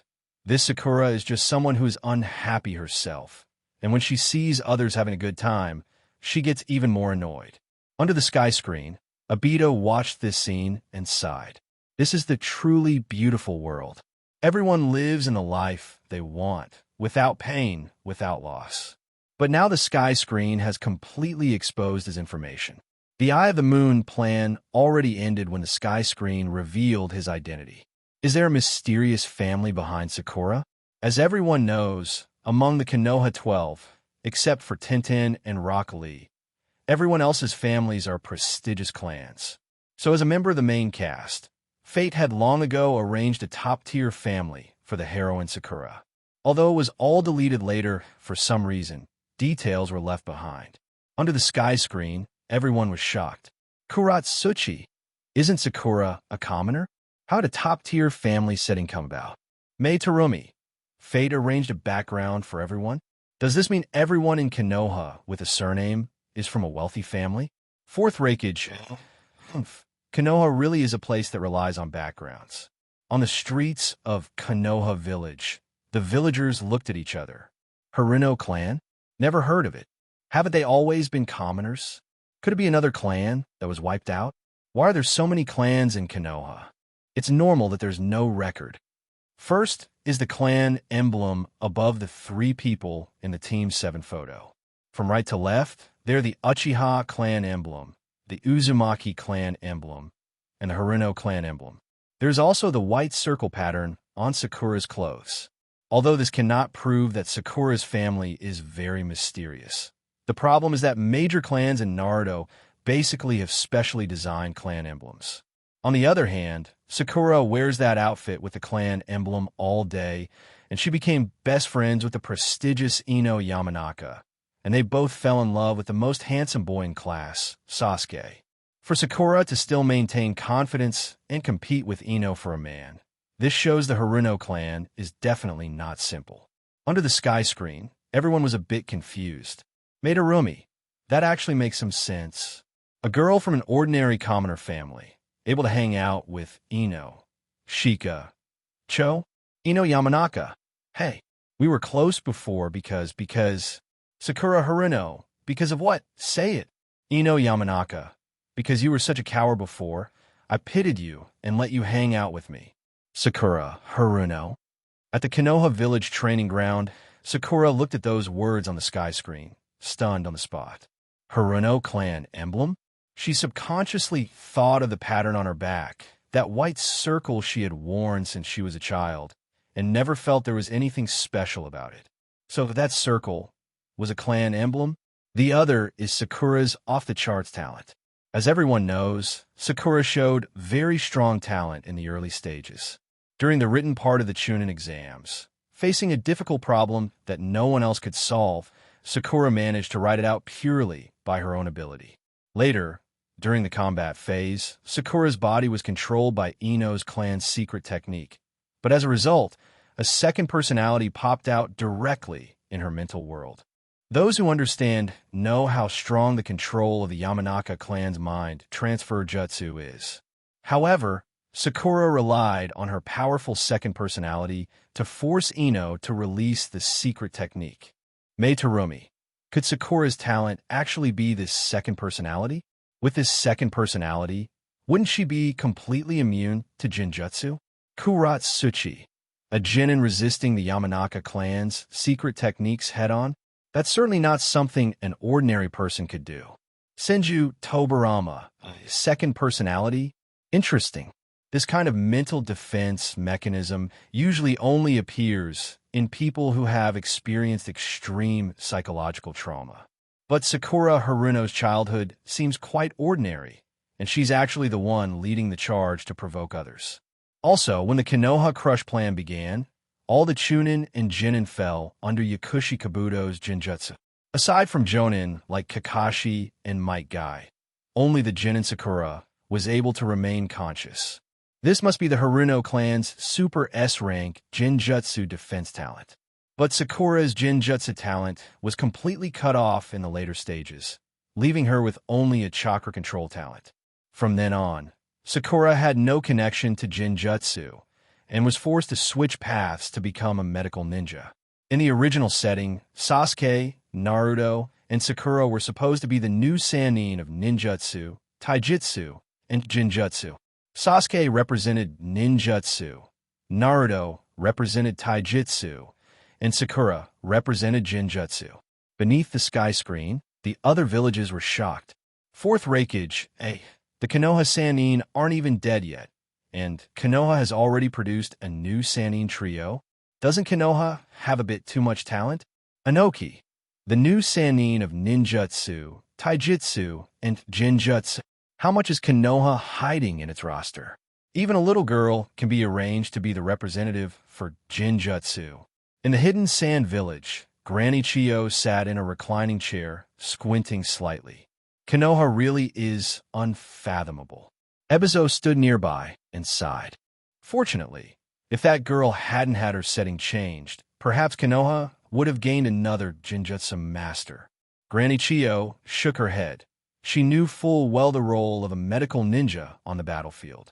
Compared to Jinjutsu, medical support is more useful on the battlefield. And why did Sakura become a civilian? The whole reason is that Sakura's popularity was too low in the early stages, and her personality wasn't well liked. But if the Haruno clan were to write it, then Sakura probably wouldn't have been spared a childhood where both parents were dead. Although Sakura was teased for her wide forehead when she was young, compared to the setbacks Naruto and Sasuke suffered, these were completely not worth mentioning. And low popularity had its benefits. The lack of deep character development meant Sakura had fewer scenes of being bullied. Beneath the sky screen, everyone's mouth twitched. Deidara, it seems that's true. If Sakura had been developed more, I'm afraid she would have been bullied even worse than Naruto. Kuratsuchi, indeed, her personality was truly a bit too annoying. Meitarumi, saying it's great to have no parents in front of orphans. This kind of personality really couldn't handle deep character development. The sky screen image switched. If the Sannin swapped disciples, what kind of scene would that be? After Team 7 took the Sannin as masters, they went their separate ways.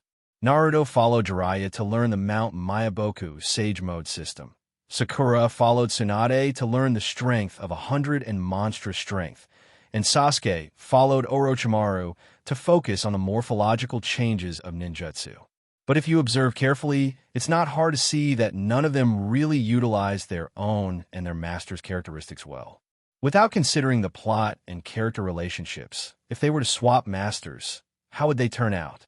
Beneath the sky screen, Jiraiya, Tsunade, and Orochimaru became interested. Jiraiya, swapping someone else to teach Naruto? Would that kid be able to learn anything? Orochimaru, interesting. But with Sasuke-kun's talent, whoever teaches him wouldn't be bad, right? Meitarumi, the Sannin swapping disciples. This hypothesis is quite interesting. Kuratsuchi, with Naruto's personality, whoever teaches him would have a headache, right? The text on the sky screen continued. 1. First, let's talk about Naruto. Naruto has the backing of the Uzumaki clan and nine-tailed chakra. His greatest specialty is having tons of chakra, and his master, Jiraiya, follows the ninjutsu specialization school. Jiraiya's fire release and earth release are his trademarks. His hair-based ninjutsu is his own creation, and his diverse age arts go without saying. His moves primarily rely on hand signs. And what Naruto is worst at is hand signs. Beneath the sky screen, everyone held their foreheads, thinking of Naruto's low IQ. Fourth Reikage. Indeed, it's too hard to make a guy whose IQ is worse than a dog memorize hand signs. Narashikamo, Naruto's memory. He's really not good at this kind of delicate work. Let's look at what Naruto learned from him. The summoning jutsu, which requires hand signs, Naruto had to put in a huge amount of effort to master. And before the pain battle, Naruto could only summon tadpoles or small toads. And the Rasengan, which doesn't require hand signs, was forced into a move where Naruto had to use shadow clones to set up the hand gestures, which lost the Rasengan's inherent instant cast characteristic. In the Hokage building, Minato Namikaze began to ponder. Minato frowned slightly. The biggest advantage of the Rasengan is that it requires no hand signs, but if Naruto has to use shadow clones to perform it. In another timeline, Jiraiya leaned against the window and stroked his chin. I thought about this problem back then too. But Naruto's chakra control talent really wasn't good. Spinning the ball with one hand was too hard for him. I thought at the time that as long as he could make it, we could optimize it slowly later. The sky screen continued. Besides these, he didn't learn a single one of Jiraiya's vast array of ninjutsu. The 3 years spent training outside the village were mostly spent on basic skills. For a dignified Sannin to only teach basic skills, that's a bit of a waste of talent. Even Ebisu, who specializes in education, could do that job. On the streets of Konoha, the villagers were discussing heatedly as they looked at the sky screen. If it's just laying the foundation, wouldn't it be the same whoever teaches him?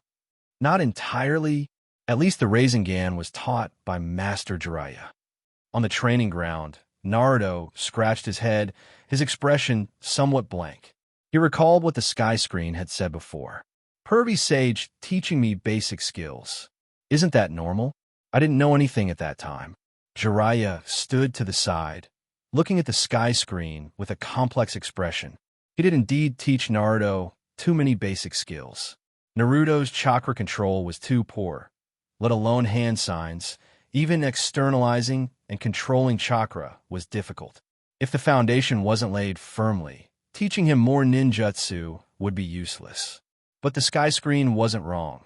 For a Sannin like him to teach only basic skills for so long, it really was a bit hard to justify.